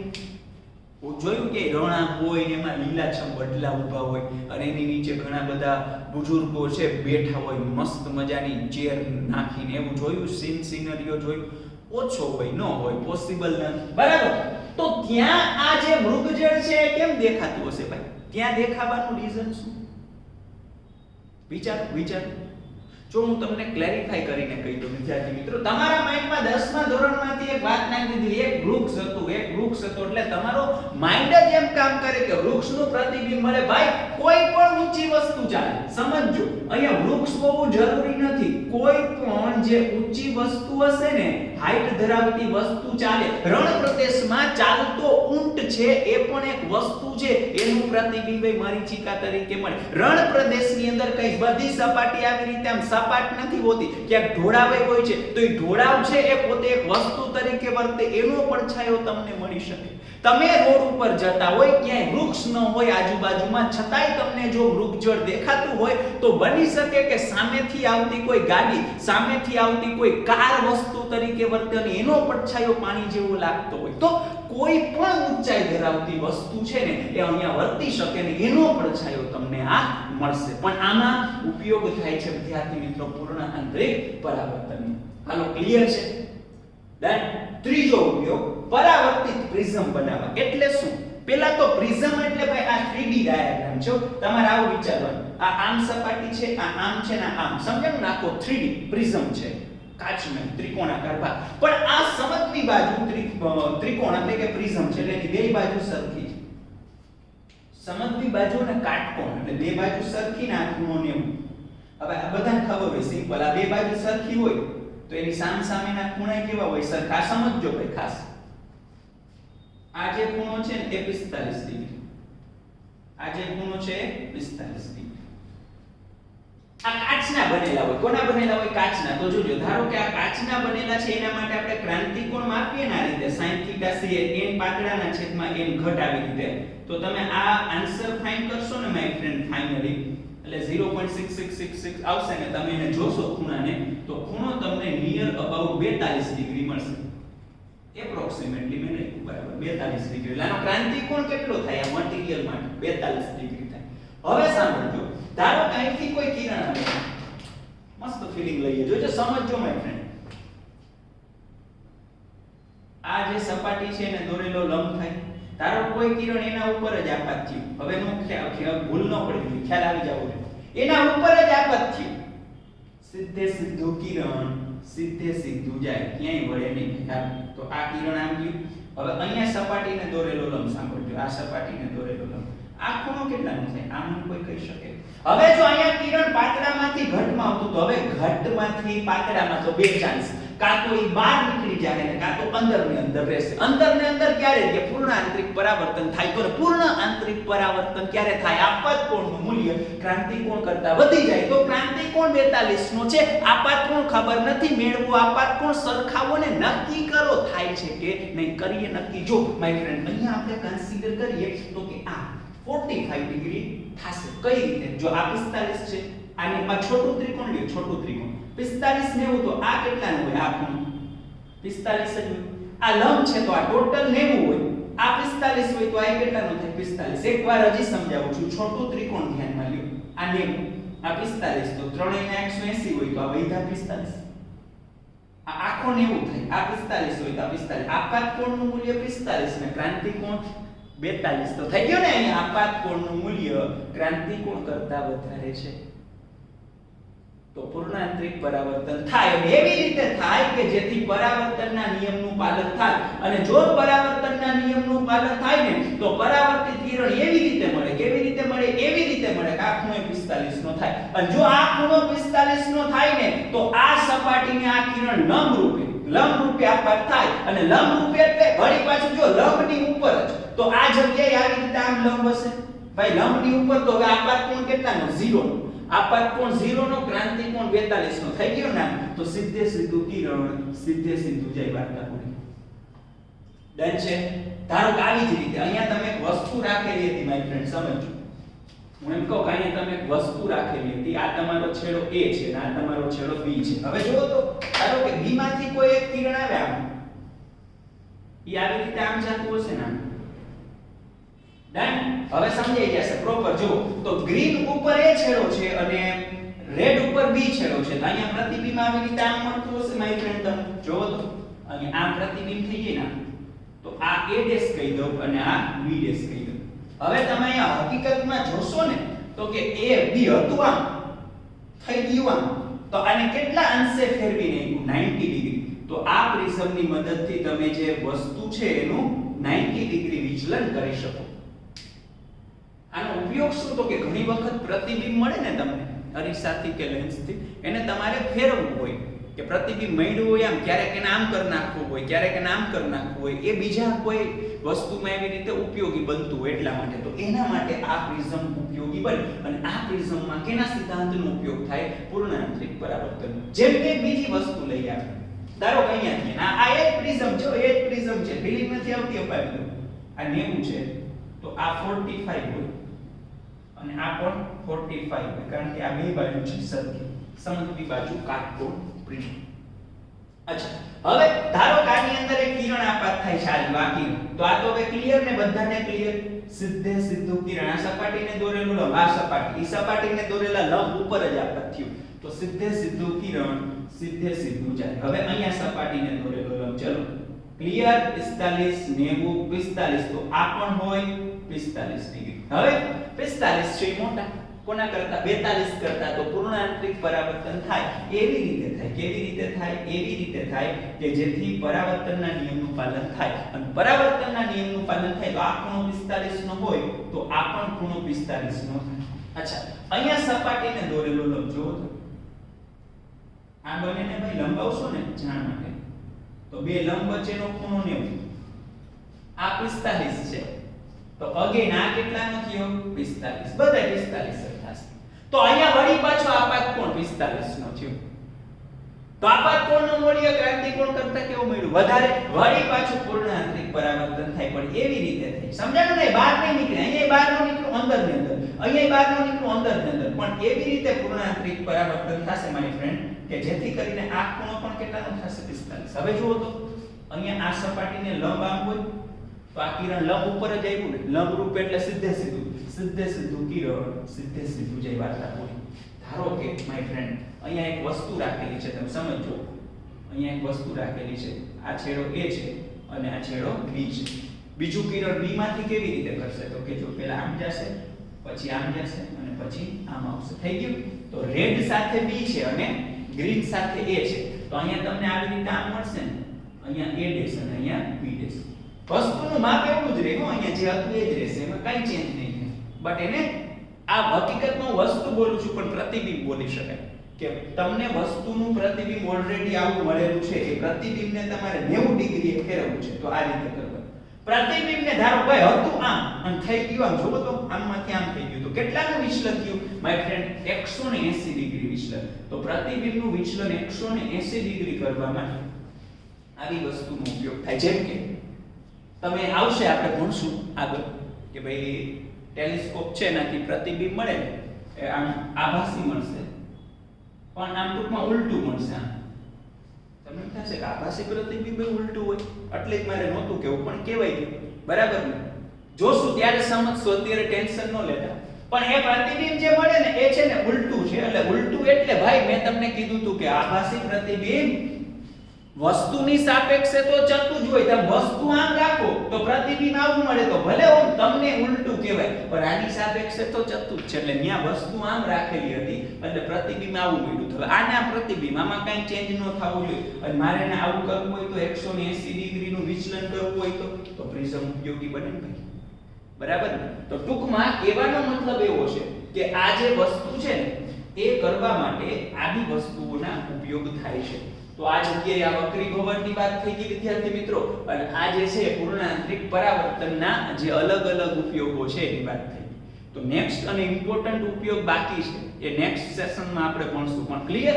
તો અહીંયા સુધીની વસ્તુ છે ખાસ જોઈ લેજો, એક ઉદાહરણ છે પણ ખાસ જોઈ લેજો. અહીંયા સુધી રાખીએ છીએ, મળશું નેક્સ્ટ સેશનમાં. ત્યાં સુધી વિદ્યાર્થી મિત્રો Tata bye bye, see you, thank you very much. અને બીજી વસ્તુ, આજે મેં તમને સમજાવેલી વસ્તુ છે, આ થિયરી રૂપે પૂછી શકાય, ચાન્સીસ બહુ ઓછા, બટ તો બી એક વખત છે ને ટેક્સ્ટ બુકમાંથી રીડ કરી લેવી. 2 માર્કમાં કોઈ ક્વેશ્ચન હોય એટલે મેં તમને છે ને બહુ ડિટેલિંગમાં વસ્તુ સમજાવવાની હતી ને આપી દીધી. એટલે તમારે નોટ આટલી કરવાની અને થિયરીનો પાર્ટ છે એ ટેક્સ્ટ બુકમાંથી લખી લેવો, એમાં આપેલો જ છે સેપરેટલી. બરાબર? તમારી રીતે યોગ્ય પોઈન્ટ્સ એમાંથી લખી લેવા. Okay, thank you very much. વાત કરવાની છે ઉપયોગ નંબર 4 એટલે અગત્યનો ઉપયોગ માય ફ્રેન્ડ, ઓપ્ટિકલ ફાઇબર. આપણે વાત કરી રહ્યા હતા પૂર્ણ આંતરિક પરાવર્તનના ઉપયોગની, અને જે અગત્યનો ઉપયોગ છે આવે છે ઓપ્ટિકલ ફાઇબર. એને ગુજરાતીમાં કહી શકાય પ્રકાશીય તંતુઓ, પ્રકાશીય રેસા.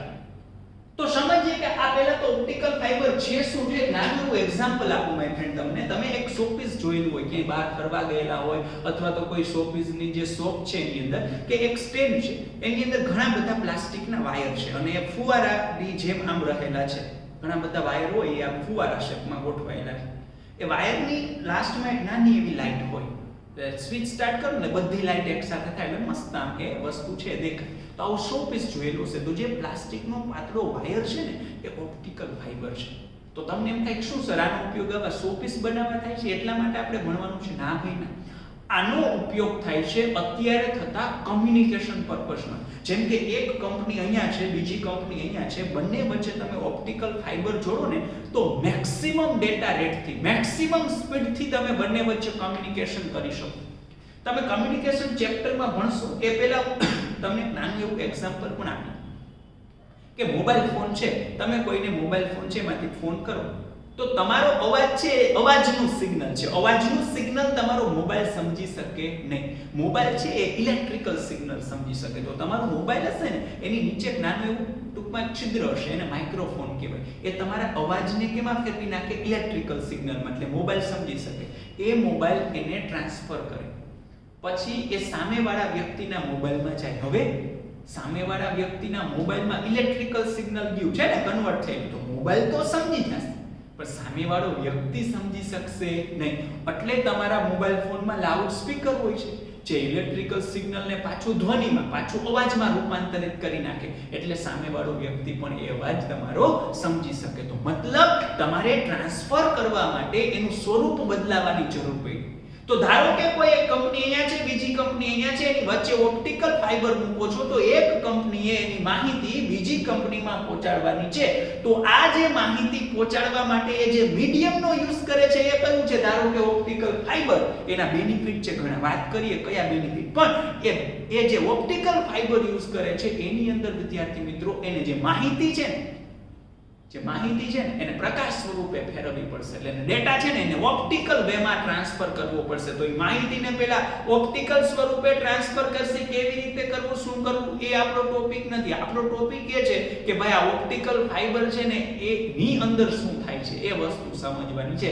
એ માહિતીને ઓપ્ટિકલી ફોર્મેટમાં ચેન્જ કરી નાખે અને એને એક છેડેથી બીજા છેડે પહોંચાડે તો આ જે કમ્યુનિકેશન થાય છે ને એ ઇફેક્ટિવ થાય છે. શું કામ? એને ઓપ્ટિકલ ફાઇબર દ્વારા કમ્યુનિકેશન માં એવું ખબર પડે છે કે 1 કિલોમીટરમાં તમે માહિતીને પહોંચાડો ને તો 95% માહિતી તો એ ટ્રાન્સફર કરી નાખે. ખાલી 5% માહિતી જ ખવાઈ જાય છે. ડેફિનેટલી અંતર જેમ વધતું જશે માહિતી છે થોડી થોડી ખવાતી જાય. બટ ઓપ્ટિકલ ફાઇબરમાં જે ટ્રાન્સફર રેટ કહેવાય ને કે જે એક ડેટા બીજી જગ્યાએ પહોંચાડવાની જે રેટ છે ને, ટ્રાન્સફર રેટ બહુ જ વધારે છે અને જે શોષણનો રેટ મળે છે એ બહુ જ ઓછો છે.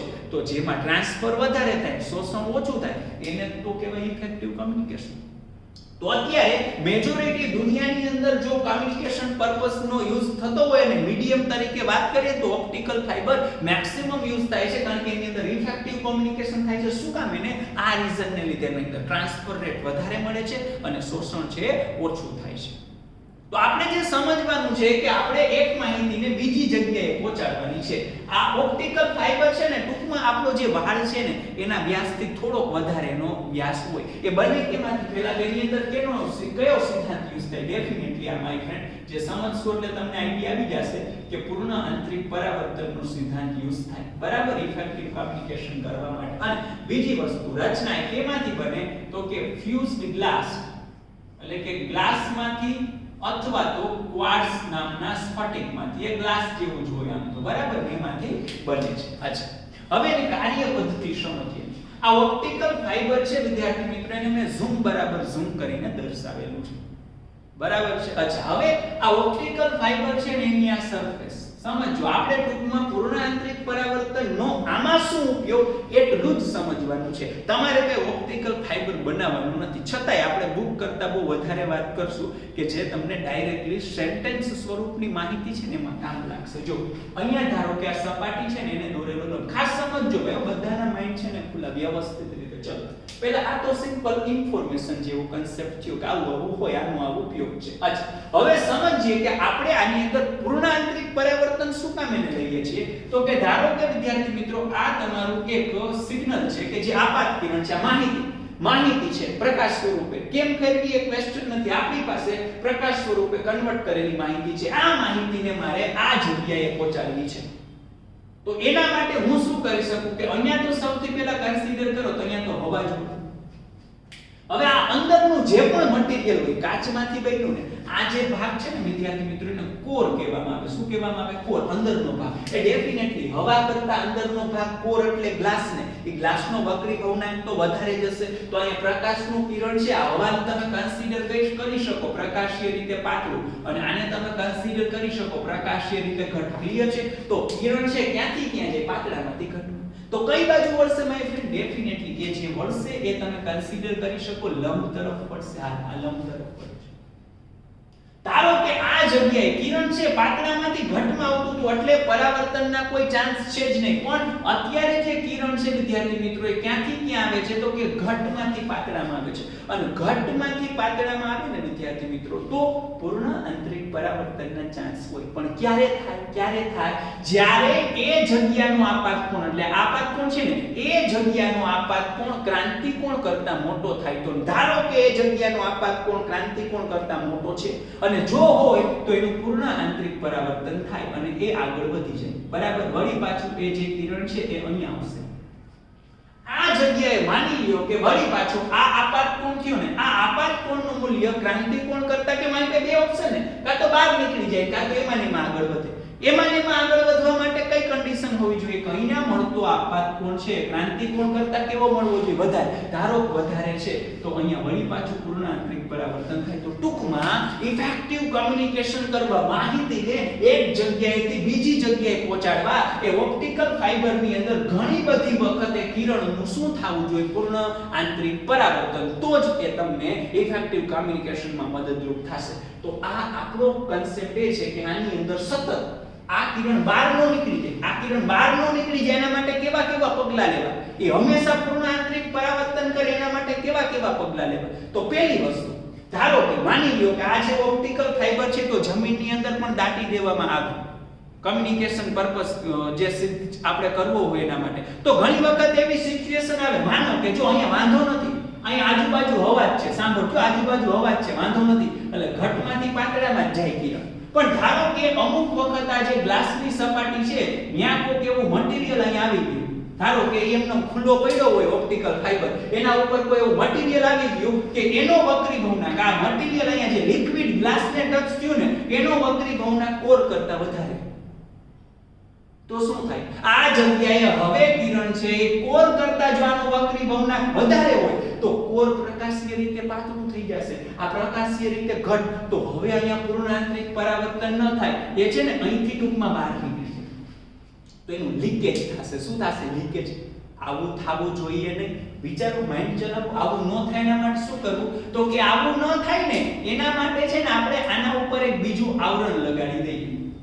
આના ઉપર વિદ્યાર્થી મિત્રો આપણે શું કરી નાખીએ? એક આવરણ લગાડી દઈએ અને એ આવરણને આપણે નામ આપી દઈએ ક્લેડિંગ. એને નામ શું આપી દઈએ? ક્લેડિંગ. તો કે આપણે છે ને કોઈ બહારની વસ્તુ યાર ટચ શું કરી જાય આપણા ઓપ્ટિકલ ફાઈબરને, આપણે એના ઉપર એક આવરણ લગાડી દઈએ. ઈ આવરણ કેવી રીતે લગાડીએ એવી રીતે કે જેથી એન કોર હંમેશા વધારે જ હોય કોના કરતા, ક્લેડિંગ કરતા. એટલે ક્લેડિંગ છે ને એ જરૂરી નથી, પણ જરૂરી એટલે કે લીકેજ અટકાવવા માટે. માનો ક્લેડિંગ લગાવ્યા પછી હવે અહીંયા તમે જમીનમાં દાટેલો હોય કોઈ પણ લિક્વિડ અહીંયા આવ્યું તો અહીંયા આવે ને, એ હવે સીધો ગ્લાસને સંપર્ક કરી શકશે નહીં. ઈ ભલે ક્લેડિંગ ને કરે એની કાઈ ઇફેક્ટ નહીં આવે, કારણ કે પ્રકાશનું કિરણ હવે તો હંમેશા કોરમાંથી ક્લેડિંગમાં એક પણ બાહ્ય વસ્તુની એના ઉપર અસર થશે નહીં. તો હવે તો આ જો સિચ્યુએશન પાલન થાય તો હંમેશા હવે તો ઈ ઘટમાંથી પાતળામાં જ રહેશે. આવો ના જે વસ્તુ આપણા ઘરમાં જે ઇલેક્ટ્રિકલ વાયર હોય એમાં રેડ અને બ્લેક કલરનું આવરણ લગાવેલું હોય, હકીકતમાં નો લગાડો તોય ચાલે છે, ચાલે ને. પણ શું કામ લગાવીએ? યસ માય ફ્રેન્ડ, શોક નો લાગે એટલે, બરાબર ને, સેફટી માટે. તો અહીંયા સેફટી માટે આવરણ લગાડવાનું કે જેથી કરીને બહારની એક પણ વસ્તુને સીધો સંપર્ક ગ્લાસનો કરવા દેશે નહીં. એટલે હંમેશા એન કોર વધારે હોય ક્લેડિંગ કરતા, તો હવે આપણું ક્લેડિંગ છે તો પાતળું જ રહેવાનું. કોર છે તો પછી આ ભલે ને બહારથી જે આવવું હોય આવે, એનો કોઈ સંપર્ક હવે સીધો ગ્લાસ સાથે થવાનો નથી. એટલે પહેલી શરત આ હોવી જોઈએ કે એન કોર છે એન ક્લેડિંગ કરતા કેવા હોવા જોઈએ, વધારે. તો દર વખતે પૂર્ણાંતરિક પરાવર્તન થશે. જોજો હું વન બાય વન કેવી રીતે કનેક્ટેડ છે ને ખબર એ નહીં પડે, 4-5 શરત થઈ જશે. મન કયો તો એક ફોર્મ્યુલા છે sin θ c નો માય ફ્રેન્ડ. યસ, n પાતળાના છેદમાં n ઘટ. હવે તમે જ મને કહો પાતળા તરીકે કોણ કામ કરશે? ક્લેડિંગ. તો અહીંયા હું લખી શકું કે n ક્લેડિંગ. ઘટ તરીકે કોણ કામ કરશે? તો કે કોર. તો અહીં હું લખી શકું n કોર. હવે તમે જ કયો જીને n કોર કેવા હોય? વધારે. આ કેવા હોય? ઓછા. કે ભાઈ આ વધારે હોય, આ ઓછા હોય, છેદ વધારે હોય, અંશ ઓછો હોય, તો આ કિંમત કેવી મળે? ઓછી મળે. સમજાઈ ગયું? આ સમીકરણ ઉપરથી એ sin θ c ઓછો મળે એટલે કે ક્રાંતિ કોણ આ શરતનું પાલન કરવા જાય તો આપણને અહીંયા ખબર પડે કે ક્રાંતિ કોણ છે ને એ ઓછો મળે. ક્રાંતિ કોણ કેવો મળે? ઓછો. તો ટૂંકમાં ઇફેક્ટિવ પૂર્ણાંતરિક પરાવર્તન કરવા માટે ક્રાંતિ કોણ ઓછો હોવો જોઈએ. બીજી શરત આના ઉપરથી આ મળી ગઈ. બીજી શરત. અચ્છા, હવે ત્રીજી શરત જોજો, નંબર 3.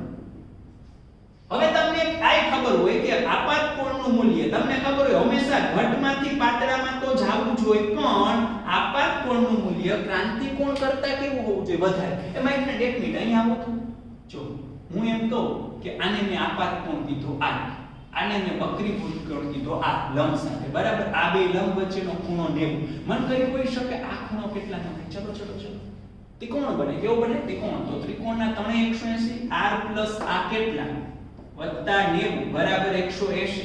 તો કેટલા બરાબર 180 માઈનસ 90 માઈનસ 8. તો આ કેટલા થશે? તો કે 90 માઈનસ 8 થશે. સમજાણું? અચ્છા, હવે મને કહો તો અહીંયા તમારે કન્ડિશન છે આપાત કોણ ગ્રેટર ધેન ક્રાંતિ કોણ. ભાઈ બે આપાત કોણ છે, એક આ બિંદુનો આપાત કોણ અને એક આ બિંદુનો આપાત કોણ. આ કન્ડિશન માટે કયો આપાત કોણ આવે? પહેલો કે બીજો? આ છે મૂળભૂત આપાત કોણ, આ છે દ્વિતીય આપાત કોણ. કયો આવે? વેરી ગુડ, દ્વિતીય. શું કામ? આ શરત કોની? પૂર્ણાંતરિક પરાવર્તન. પૂર્ણાંતરિક પરાવર્તન ક્યાં થયું? પહેલા બિંદુ એક બીજા બિંદુએ. તો આપાત કોણ કોનો આવે? બીજા બિંદુ. તો આ શરત કહે છે કે આપાત કોણ મોટો હોવો જોઈએ. આપાત કોણ મોટો હોવો જોઈએ. પણ કયો આપાત કોણ? તો કે આ બીજો આપાત કોણ. તો માય ફ્રેન્ડ 90 r છે ને એ મોટા હોવા જોઈએ. આ ત્રીજી શરત મળી. ક્લિયર? આ સમજાઈ ગયું?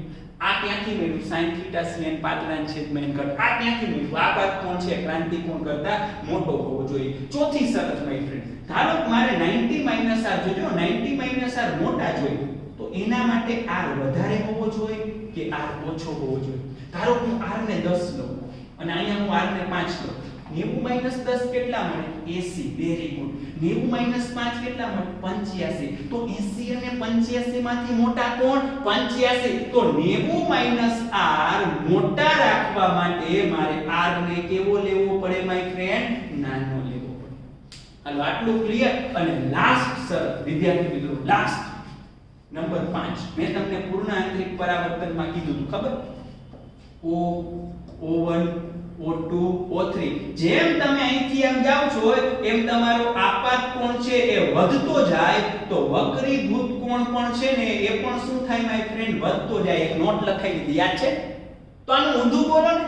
આમ આવો તો આપાત કોણ ઘટતો જાય તો વક્રીભૂત કોણ વધતો જાય, વધે તો વધે ને ઘટે તો ઘટે. તો અહીંયા વિદ્યાર્થી મિત્રો r છે એ નાના મળે ઘટી જાય તો r નાના મળે તો જેવું થાય આનું એવું થાય આનું. તો આ ઘટતા હોવાથી અહીંયા i ને કોણ ઓછા મળવા પડે ત્યારે જ આ કન્ડિશનનું પાલન થાય. તો ટૂંકમાં મેં વાતમાં 5 કન્ડિશન કહી દીધી. હર વખતે આપણે શું કરવાનું હતું કે ભાઈ પૂર્ણ આંતરિક પરાવર્તનની જે ઘટના છે એનો ઉપયોગ અહીંયા કરવાનો હતો. તો જો પૂર્ણ આંતરિક પરાવર્તન થાય એના માટે અમુક વસ્તુ મેક્સ થવી જોઈએ અને અમુક વસ્તુ મીન થવી જોઈએ. જો મેં અહીંયા છે ને બહુ ધ્યાન રાખ્યું છે વાતુમાં જ કે ભાઈ અહીંયા મેક્સ હોય ને એને આ વધારે મળવાનું એને બલ્લેક રાખ્યા છે, મીન છે ને બલ્લુ રાખ્યા છે. બરાબર છે. કન્સેપ્ટમાં મેક્સિમમ કોણ હોવું જોઈએ તો કે એક હોવા જોઈએ n કોર છે એ મેક્સિમમ મળવા જોઈએ અને 90 - r મેક્સિમમ મળવું જોઈએ. મિનિમમ કોણ મળવા જોઈએ તો કે θc r અને i. આ 5 કન્ડિશનનું પાલન થાય ને તો ઇફેક્ટિવ રીતે પૂર્ણ આંતરિક પરાવર્તન થઈ શકે. તો મેં બહુ 1 by 1 સિમ્પલ વેમાં તમને શરત એકબીજા ઉપર ડિપેન્ડન્ટ છે એ સમજાવી દીધી. બાકી મેઇનલી તમને છે ને આવું વાક્ય ભટકાશે એ હું કહી દઉં. ઓપ્ટિકલ સાંભળજો મસ્ત વાક્ય. ઓપ્ટિકલ ફાઇબરમાં પૂર્ણ આંતરિક પરાવર્તન થવા માટે વક્રીભવનાંક વધુ અને આપાત કોણ ઓછો હોવો જોઈએ. જોજો એક વસ્તુ તમારે મનસારે કઈ ખબર, જો વક્રીભવનાંક વધુ વવ સેટ થાય, આપાત કોણ ઓછો ઓ સેટ થાય. એટલે એમાં ભૂલ પડે કે પણ યાદ શું રાખવાનું ખબર, વક્રીભવનાંક કોરનો કે ક્લેડિંગનો? અરે ભાઈ વક્રીભવનાંક કોરનો હો. આપાત કોણ ઓછો કયો છે? જો આ દ્વિતીય આપાત કોણ ઈ તો વધારે છે, આ મુખ્ય આપાત કોણ ઈ તો ઓછો છે. તો આપાત કોણ કયો? મુખ્ય. ક્લિયર ભાઈ? આ જે સેન્ટેન્સ છે ને ડાયરેક્ટલી તમને ઘણી બધી જગ્યાએ જોવા મળશે. મેં તમને યાદ રખાવી દીધું. વક્રીભવનાંક વધારે વવ સેટ થયો, આપાત કોણ ઓછો અ સેટ થયો. પણ વક્રીભવનાંક કોનો? કોરનો. અને આપાત કોણ કયો માય ફ્રેન્ડ? મુખ્ય. ક્લિયર? બરાબર. અને શું કામ એને એ અહીંયા ડિટેલિંગમાં ચર્ચા કરી. આ વસ્તુ કરી એટલે લીકેજ અટકે. આના ઉપરથી θc ખબર પડી.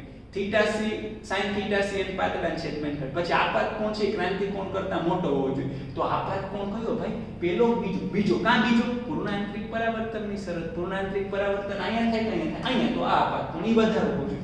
આ વધારે થવા માટે r ને કેવા કરવા પડે? ઓછા. એનું મેં ઉદાહરણ અહીં લીધું હતું. એકવાર 10 લ્યો, એકવાર 5 લ્યો. ઉદાહરણ લઈને સમજી લો. r ઓછા હોય તો i ઓછા. કાં તો કે હમણાં જોયું જેમ જેમ આપાત કોણ વધે એમ વક્રીભૂત કોણ વધે અને આપાત કોણ ઘટે એમ વક્રીભૂત કોણ ઘટે. જેવા સાથે તેવા. તો કે આ કેવું ઘટતું કાં તો હું ઘટતું. બરાબર. તો આના ઉપરથી ફાઇનલી બાકી આપણે આ કન્સિડર કર્યું. વક્રીભવનાંક વધારે હોય, આપાત કોણ ઓછો હોય, વવ અને પણ વક્રીભવનાંક કોરનો, આપાત કોણ મુખ્ય. આ ધ્યાનમાં રાખવું. શું કામ એને? એની ચર્ચા અહીંયા કરી લીધી. તો ટેક્સ્ટ ની અંદર તમે રાખશો ને એટલે બહુ આઈડિયા નહીં આવે, સમજવાનું આવે. એટલે વિદ્યાર્થી મિત્રો આ વસ્તુ છે ને તમે લખી નાખજો આમાંથી અને બુકમાંથી પણ લખી નાખજો. પણ જે તમારી જે કોમ્પિટિટિવ એક્ઝામિનેશન છે એના બધાય પોઈન્ટ આના હોવી જોઈએ. આટલી વસ્તુ તમને ક્લિયર હોય ને એટલે આ ટોપિકમાં તમે કે પાછા જ નહીં પડે. આના ઉપરથી એક સમ પણ આપેલું છે જે આપણે કન્સિડર કરવાનું રહેશે. અને થિયરી પૂછાય તો તમારે ટેક્સ્ટ બુકમાં જે પોઈન્ટ્સ છે લખેલા આવા જ પોઈન્ટ હશે, આના ઉપરથી ન જશે. પણ તમારે છે ને આ જ મેનરમાં યાદ રાખવાનું. આટલું આ જે વસ્તુ છે ને આમ તો મારી દ્રષ્ટિએ પૂર્ણ આંતરિક પરાવર્તનના ઉપયોગો એ કોમ્પિટિટિવ એક્ઝામ માટે MCQ માટે બોર્ડમાં પૂછાતા ઇમ્પોર્ટન્ટ કન્સિડર કરી શકાય. થિયરિટિકલ એટલી બધી નહીં એટલે તમારે એક વખત ટેક્સ્ટ બુકમાંથી લખી નાખવાની. બરાબર ને? 2 માર્કમાં આવી પણ શકે એવું નથી, ન આવી શકે. પણ બીજી જે થિયરીઝ છે એની સાપેક્ષે ઓછી ઇમ્પોર્ટન્ટ. પણ આ જે કોમ્પિટિટિવ એક્ઝામિનેશન છે એના માટે ખાસ ઇમ્પોર્ટન્ટ. એટલે એ રીતની વસ્તુ જ મેં તમને બોર્ડ વર્કમાં કરાવેલી હતી જેથી તમને મેક્સિમમ એનો ફાયદો થઈ શકે. બરાબર છે વિદ્યાર્થી મિત્રો? તો આ જે વાત આપણે આખી કરેલી છે એ કન્સિડર કરી લીધેલી છે ઓપ્ટિકલ ફાઇબર એટલે કે પ્રકાશીય રેષાઓ સિદ્ધાંત. હવે ક્લિયર? પૂર્ણ આંતરિક પરાવર્તનનું શું કામ આવ્યું આની રીતે. રચના તો કે ભાઈ આમાંથી બને છે. ઇફેક્ટિવ કમ્યુનિકેશન માટે થાય. શું કામ? આનો ટ્રાન્સફર રેટ સૌથી વધારે છે અને શોષણ રેટ ઓછો છે.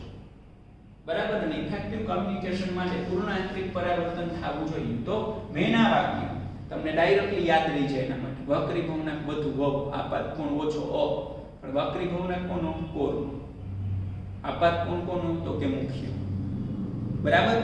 અને બીજી 5 શરત છે આમ તો ટોટલ, એટલે 1 by 1 ઇક્વેશન મુજબ તમારે કન્સિડર કરતી જવાની એટલે વાંધો ઓછો આવે. બરાબર ને? એટલે આ બધી શરતનું પાલન થાય ને તો ઇફેક્ટિવ રીતે કમ્યુનિકેશન થાય. ઇફેક્ટિવ રીતે કમ્યુનિકેશન કરવા પૂર્ણ આંતરિક પરાવર્તન જરૂરી છે, નહીંતર તો લીકેજ થઈ જાય. થાવું જોઈએ ને એના માટે ક્લેડિંગ વપરાય. એના ઉપરથી આના ઉપરથી આના ઉપરથી આના ઉપરથી આટલી વસ્તુ મીન થવી જોઈએ, આટલી વસ્તુ મેક્સ થવી જોઈએ. That's it. ક્લિયર? તો બહુ સારી રીતે આપણે કન્સેપ્ટ ક્લિયર કરેલો છે વિદ્યાર્થી મિત્રો. મળશું નેક્સ્ટ એપિસોડમાં. સારી એવી નોટ કરી લેજો આમાંથી, અને થિયરી છે બુકમાંથી એકવાર લખી પણ નાખજો. ક્લિયર છે બધાને અહીંયા સુધી? મળશું નેક્સ્ટ લેક્ચરમાં. ત્યાં સુધી બધાને ટાટા, bye bye, see you. Thank you very much from RK sir.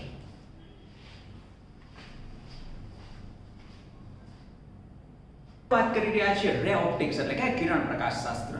તો લાસ્ટ જે સેશન હતો માય ફ્રેન્ડ, એમાં આપણે ઓપ્ટિકલ ફાઇબર વિશેની નોંધ વ્યવસ્થિત રીતે કન્સિડર કરેલી હતી, હે ને?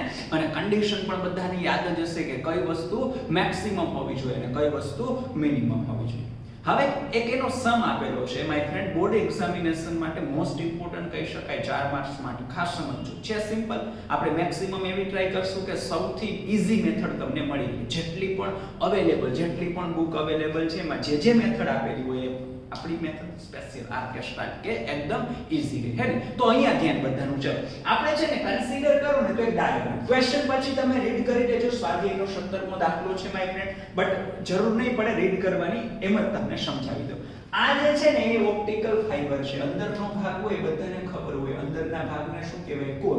અને ખબર છે ને લીકેજ અટકાવવા માટે આપણે શું કન્સિડર કરવું પડે? ક્લેડિંગ. તો આ જે તમને લાઈન દેખાય છે, આ જે લાઈન છે માય ફ્રેન્ડ એ ક્લેડિંગ છે. બરાબર ને? ઓકે, ચલો. તો બંનેના વક્રી ભવનાક આપેલા છે ક્વેશ્ચનમાં. કોરનો વક્રી ભવનાક 1.68 અને ક્લેડિંગનો 1.44. ખબર જ હોય કોરનો વક્રી ભવનાક હંમેશા કેવો હોય? વધારે. તો જ પ્રકાશનું કિરણ ઘટમાંથી પાતળામાં જાય અને પૂર્ણ આંતરિક પરાવર્તન થાય. પ્રશ્ન એવું કીધું છે આ કન્ડિશન માટે તમારે આ આપાત ખૂણા ખબર ને બધાને? ચલો એક વખત કહી દઉં. આ આઈ હોય, યાદ છે? પછી આને શું કહેતા હોય? Small R. Very good my friend. આને શું કહેતા હોય? તો કે 90 નો ખૂણો. અહીંયા જે ખૂણો બને એ કેટલો હોય? તો કે 90 - r. Very good. બધું યાદ જ છે. તો આકૃતિ તો તમને યાદ જ છે. જાણ આ મુખ્ય આપાત કોણની રેન્જ ગોતવાની છે. આ જે આઈ છે ને એની રેન્જ, મતલબ તમારે આપાત કોણ કેટલો રાખવાનો. જો મિનિમમમાં મિનિમમ કેટલો રાખી શકાય ખબર? 0. અને મેક્સિમમમાં મેક્સિમમ 90. એટલે તમારો આન્સર તો 0 થી 90 ની વચ્ચે જ આવે. કોઈ એમ નો કે સર આપણે 120 રાખી. આમ કરો ને આપાત કોઈ નો કરે એવું આપણે કરીએ. બસ એવું અહીંયા નથી કરવાનું. એવું અહીંયા નથી કરવાનું. બરાબર? તો ટૂંકમાં મિનિમમમાં મિનિમમ એંગલ તમે અહીંથી આમ આપાત કિરણ જવા દો તો લંબ સાથે એટલે 0 ખૂણો, અને મેક્સિમમમાં મેક્સિમમ સેજ આમ રાખવો પડે, પણ તોય માની લ્યો ને કે મેક્સિમમમાં મેક્સિમમ 90. તો લખી દો નાખતા 0 થી 90. ભાઈ દરેક આપાત કોણ માટે પૂર્ણ આંતરિક પરાવર્તન થાય નહીં. તમને પૂછ્યું છે કે 0 માંથી 90 થાય એમાં એવી તો કેટલી રેન્જ છે કે જેના માટે પૂર્ણ આંતરિક પરાવર્તન થાય? તો ટૂંકું ને ટચ આપેલા ડેટા માટે આઈ મેળવવાનો છે. તો જો અહીંયા છે ને બે બિંદુ ઉપર કોન્સન્ટ્રેશન કરો માય ફ્રેન્ડ. પહેલું બિંદુ આ, એને હું A કહી દઉં સિમ્પલ મેથડ માટે, અને બીજું બિંદુ આ, એને હું B કહી દઉં. હવે કરવું તો છે જાણે પૂર્ણ આંતરિક પરાવર્તન, હે ને? કરવું તો જાણે પૂર્ણ આંતરિક પરાવર્તન. તો જો અહીંયા ધ્યાન, સૌથી પહેલા પૂર્ણ આંતરિક પરાવર્તન ક્યાં થાય છે? A બિંદુ આગળ કે B બિંદુ આગળ? B બિંદુ આગળ. તો સૌથી પહેલા હું કન્સિડર કરીશ B બિંદુ માટે. જે ગણતરી કરીએ છીએ માય ફ્રેન્ડ એ કોના માટે છે? B બિંદુ માટે. અચ્છા, અહીંયા પૂર્ણ આંતરિક પરાવર્તન થાય છે. શું થાય છે? પૂર્ણ આંતરિક પરાવર્તન. ઓકે, ચલો. તો પૂર્ણ આંતરિક પરાવર્તન થાય એની શરત કઈ ભાઈ? મેં કીધું તું પૂછીશ, યાદ કરો. યસ માય ફ્રેન્ડ, કિરણ છે ઘટમાંથી પાતળામાં જાય જ છે. બીજું આ તો પ્રાઇમરી શરત થઈ. હે ને પહેલી. બીજી મેન શરત શું છે કે પૂર્ણ આંતરિક પરાવર્તન માય ફ્રેન્ડ તો જ થાય જો આપાત કોણનું મૂલ્ય ક્રાંતિ કોણ કરતા વધુ મળે તો. બરાબર છે. અચ્છા, આ આપાત કોણ એટલે કયો તમે લેશો ભાઈ? આ પેલો કે બીજો? આ આપાત કોણ એટલે કયો લેશો? પેલો કે બીજો? શું થાય છે? પૂર્ણ આંતરિક પરાવર્તન ક્યાં થયું? એ બિંદુ બી ની વાત થાય છે યાર. બી ની વાત થતી હોય તો આ આપાત કોણ થાય લંબ સાથેનો, તો આપાત કોણ કેટલો થઈ ગયો? 90 ડિગ્રી માઈનસ r. જો આ સમમાં ખૂણા ઉપર ડિગ્રીની સાઈન ખાસ કરજો, નકર પ્રેમથી અડધો માર્ક કટ કરી નાખશે. બરાબર? આ ગ્રેટર ધેન એટલે ગ્રેટર ધેન. તમને ઓલું ક્રાંતિ કોણનું ઇક્વેશન યાદ છે ને? કયું? ઓલું એટલે તો કે sin θc બરાબર n પાતળા ના છેદમાં n ઘટ. મેં તમને કીધું હતું, યાદ રાખજો, હે ને? અચ્છા, મારે તો પણ ખાલી ક્રાંતિ કોણ જોઈ છે ભાઈ. તો θc ને કરતા બનાવો તો અહીંયા શું મળે? sin ઇન્વર્સ n પાતળાના છેદમાં n ઘટ. તમે જ કહો, મારી પાસે એક કોર છે ને ક્લેડિંગ છે. ડેફિનેટલી માય ફ્રેન્ડ ક્લેડિંગ છે ને એ પાતળા તરીકે વધશે અને આ ઘટ તરીકે. શું કામ એને? તો કે ભાઈ શું કામ એને શું હોય? આનો વક્રી બહુનાક વધારે છે એટલે ઘટ અને આનો વક્રી બહુનાક ઓછું છે એટલે પાતળું. વાર્તા પૂરી. ડન છે. તો અહીંયા પાતળાના છેદમાં ઘટ છે તો હું શું લખીશ અહીંયા? Yes my friend, very good. n cladding ના છેદમાં n ઘટ. જોજો સાવ સિમ્પલ વે માં આપણે પહેલા બિંદુ બી લીધું પછી એ લીધું, ત્યાં તો પૂરો થઈ જશે. હાલ તો અહીંયા આગળ વધુને વધતા જ રહ્યું તો અહીંયા શું મળશે? 90 degree minus r greater than sin inverse. અહીંયા આવશે 1.44 ભાગાકારમાં 1.68. તમે કેલ્સી છે સાથે રાખી શકો છો. બરાબર? ઓકે. જો આ બંનેનો ભાગાકાર કરવા જશો ને માય ફ્રેન્ડ, કોનો?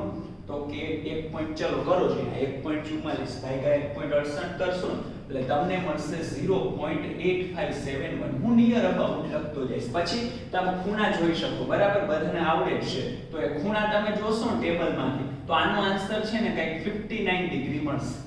હાલો હવે સિમ્પલ આ બરાબરની નિશાની એમ જ અહીંયા વર્તન કરો તો આ બાજુ આવે ને આ બાજુ જાય તો 90 minus 59 greater than r. Done? તો અહીંયા તમને જે મળશે ને કેટલા મળશે ખબર? 31 મળશે. 31 ગ્રેટર ધેન r. નામે લખી શકાય r લેસ ધેન 31 ડિગ્રી. એટલે કે r છે ને 31 થી તમને એમ થશે સર મેળવવાનું આ હતું, તમે કેમ ફરી જાવ છો r?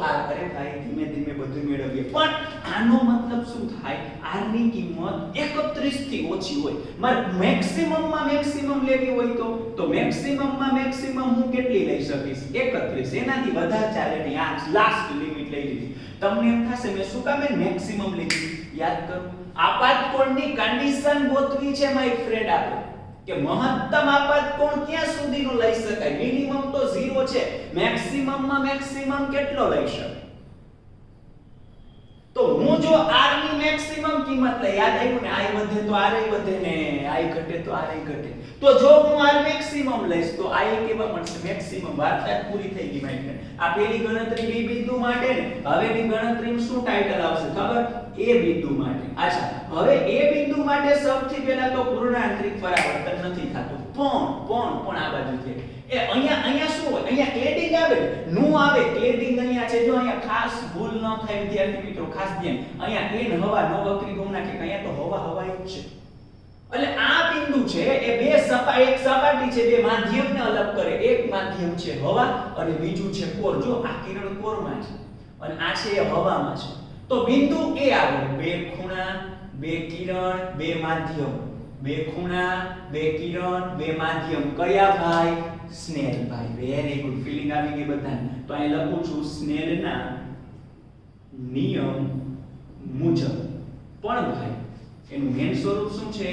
n1 sin θ1 is equals to n2 sin θ2 પરથી. ડીંચક ને ડીંચક આ નહીં, આના પરથી. તારો હું પેલું આને કહી દઉં. આ પેલું માધ્યમ છે. આ તમારું કયું માધ્યમ? તો કે a ગળે 1. અને આ તમારું કયું માધ્યમ? તો કે બ ગળે 2. અચ્છા, તો n1 એટલે હું શું લખું? તો કે n1 એટલે હું લખીશ n હવા. એમાં ખૂણો કયો બન્યો? i. એ જો તો લંબ સાથેનો છે ને એ ના ભાઈ ના લંબ સાથેનો ખૂણો તો આનો કહેવાય? નો કહેવાય. આ તો સરફેસ છે, લંબ આ છે. ખાસ ધ્યાન રાખજો. i લંબ સાથે બોલું આપણને એવું મગજમાં હોય કે લંબ તો આમ હોય એમ છે, એવું ન હોય. એ આમ નહીં હોય, સપાટીને હોય. અચ્છા, એટલે આ લંબ છે. જોજો ખાસ ધ્યાન લખી દો. આ લંબ છે. એની સાથેનો ખૂણો આ sin i. ઓકે n2 એટલે અંદર બગડેલું તો અહીંયા આવશે n કોર sin θ નું જો તો લંબ સાથેનો ખૂણો આ લંબ છે ને એની સાથેનો ખૂણો આ દેટ છે. ઓકે ભૂલ ના થાય અહીંયા sin r. હવે હું શું કહેવા માંગતો છું અહીંયા r નું મેક્સિમમ મૂકીશ તો મને પછી r એ કેવા મળશે મેક્સિમમ. બસ એ જ લોજિક હતું બીજું કઈ છે નહીં. તો અહીંયા 1 n હવા 1 sin i maximum તો maximum n કોર મળશે 1.68 અને આ r maximum એટલે sin 31 ડિગ્રી. બરાબર અહીંયા સુધી ક્લિયર છે બધાને માટે. હવે તમે આ છે ને કોષ્ટકમાંથી ફાઇન્ડ કરશો ને કયું sin 31 તો પહેલા તો એક ગુણાકારમાં કોઈ પણ એટલે જવાબ આવશે કોઈ પણ. તો sin i maximum is equals to અહીંયા સોરી આ 1.68 અને આ sin 31 ફાઇન્ડ કરશો ને માય ફ્રેન્ડ આન્સર આવશે 0.5150 નિયર અબાઉટ.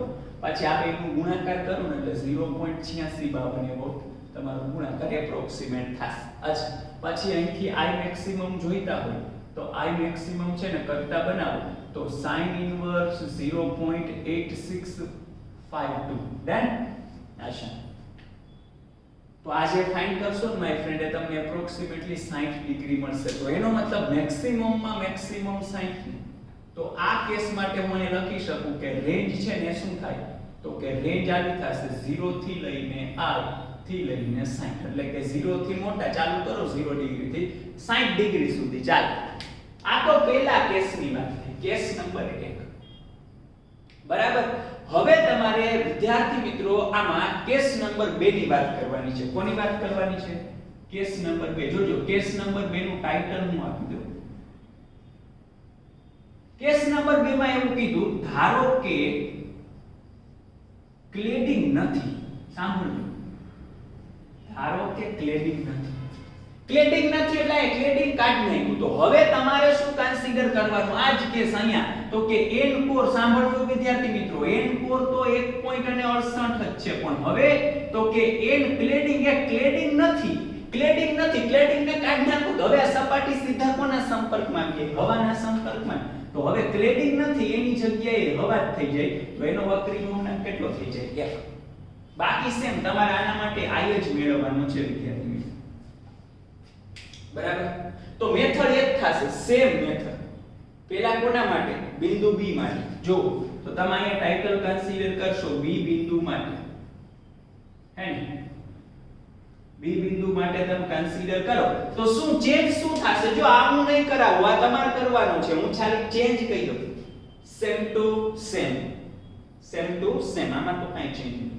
ખાલી હવે n ક્લેડિંગ હતા 1.44 એ નથી એવું કીધું તો n ક્લેડિંગ ની જગ્યાએ કેટલા મૂકવાના 1 એટલે અહીંયા આવશે 1. તો આ બદલાશે તો તમે બધુંય કરશો ને માય ફ્રેન્ડ એટલે અહીંયા તમને આન્સર છે ને એ r મેક્સિમમ નિયર અબાઉટ 53.5 આમાં આગળ પાછળ થોડુંક ચાલશે હો અને ખૂણો મેળવો ને એમાં આટલું નિયર અબાઉટ આટલો મળશે. આ સમજાણું? જે બદલવાનું છે ને ત્યાં હું તમને ખાલી અહીંયા રાઉન્ડ કરી દઉં છું કે આ જે વસ્તુ છે ને માય ફ્રેન્ડ એ બદલવાની છે. સાંભળજો આ બરાબર ને એટલે તમારે જે આન્સર છે આવો કંઈક મળી જશે. હવે તમે શું કરશો તો કે એ બિંદુ માટે ગણતરી કરશો આની નાની તો કે એ બિંદુ માટે માય ફ્રેન્ડ ચલો તો અહીંયા ડેફિનેટલી શું બદલશે ભાઈ આ સેમ ટુ સેમ આ બદલી જાય જો અહીંયા એમ જ રહેશો અહીંયા એમ હવા તો એમ જ રહેશે અહીંયા હવા છે આ કેસમાં આ એમ જ રહેશે આ એમ જ રહેશે અહીંયા આ જે r મેક્સિમમ છે માય ફ્રેન્ડ આ બદલી જશે આ બદલે તો આ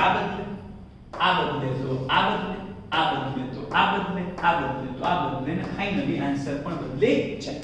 પણ છે ને તમને આ સ્ટેપ કઈક આવું મળશે માય ફ્રેન્ડ એ હું તમને કહી દઉં લાસ્ટમાં તમે આમાં ગણતરી કરશો ને તમને લાસ્ટમાં આવું મળશે કે sin i maximum ગુણાકાર કરશો ને એટલે 1.35 આવશે. હવે તમે કદાચ મેળવવા જાવ ડાયરેક્ટલી i maximum આ સમજાવું ને તમારે કરવાનું છે અહીંથી બધું તમારે આ તો મેં ખાલી જસ્ટ એટલી હેલ્પ કરી દઉં. i maximum sin ઇન્વર્સ 1.35 ટેબલમાં 1 થી મોટી કિંમત હોય જ નહીં કારણ કે sin ની મેક્સિમમ કિંમત કેટલી 1. તો આનો મતલબ જ્યારે પણ તમને ફિઝિક્સ કોઈ પણ ચેપ્ટર ફિઝિક્સ ફિઝિક્સના કોઈ પણ ચેપ્ટરમાં આવી પરિસ્થિતિ આવે કે sin સમથિંગ બરાબર 1 થી મોટા હોય તો હું એવું તો લખી શકું ને કે ભાઈ 1 થી મોટા હોય તો જીવનમાં 1 તો હોય જ શકે. તો તમારે આવું લઈ લેવાનું, જ્યારે 1 થી મોટો જવાબ આવે ત્યારે આવું કન્સિડર કરી લેવાનું, કારણ કે કન્સિડર કરવાનું એટલે શું હોય, 1 થી મોટા હોય તો 1 તો હોવાના જ છે. તો ટૂંકમાં અહીંયા તમને શું મળશે, I maximum is equals to sin inverse 1 અને એ થશે 90 ડિગ્રી માય ફ્રેન્ડ. તો અહીંયા તમારી જે રેન્જ છે ને એ રેન્જ ક્યાં સુધી આવશે માય ફ્રેન્ડ, તો આ કેસ માટે હવે તમારી રેન્જ ઓપન થઈ જશે 0 less than I less than 90 degree. બરાબર. તો અહીંયા 0 થી 60 ની રેન્જ થશે, મેક્સિમમ માં મેક્સિમમ 60 લઈ શકે, અને અહીંયા જે રેન્જ થશે ને 0 થી લઈ અને 90 ની રેન્જ થશે. ક્લિયર છે બધાને? ડન છે. બરાબર. તો આ રીતે આ જે સમ છે એ આપણે વિદ્યાર્થી મિત્રો કન્સિડર કરી શકીએ. બરાબર. તો આ રીતની વસ્તુ છે વિદ્યાર્થી મિત્રો એ બધાએ ધ્યાનમાં રાખવાની રહેશે. બરાબર. તો આ થઈ ગયો આપણો સમ કે ભાઈ આ રીતે તમે આમાં આગળ વધી શકો, કેસ નંબર 1 અને કેસ નંબર 2. ઓકે. તો હવે આની પરફેક્ટ નોટ કરી લો. ચલો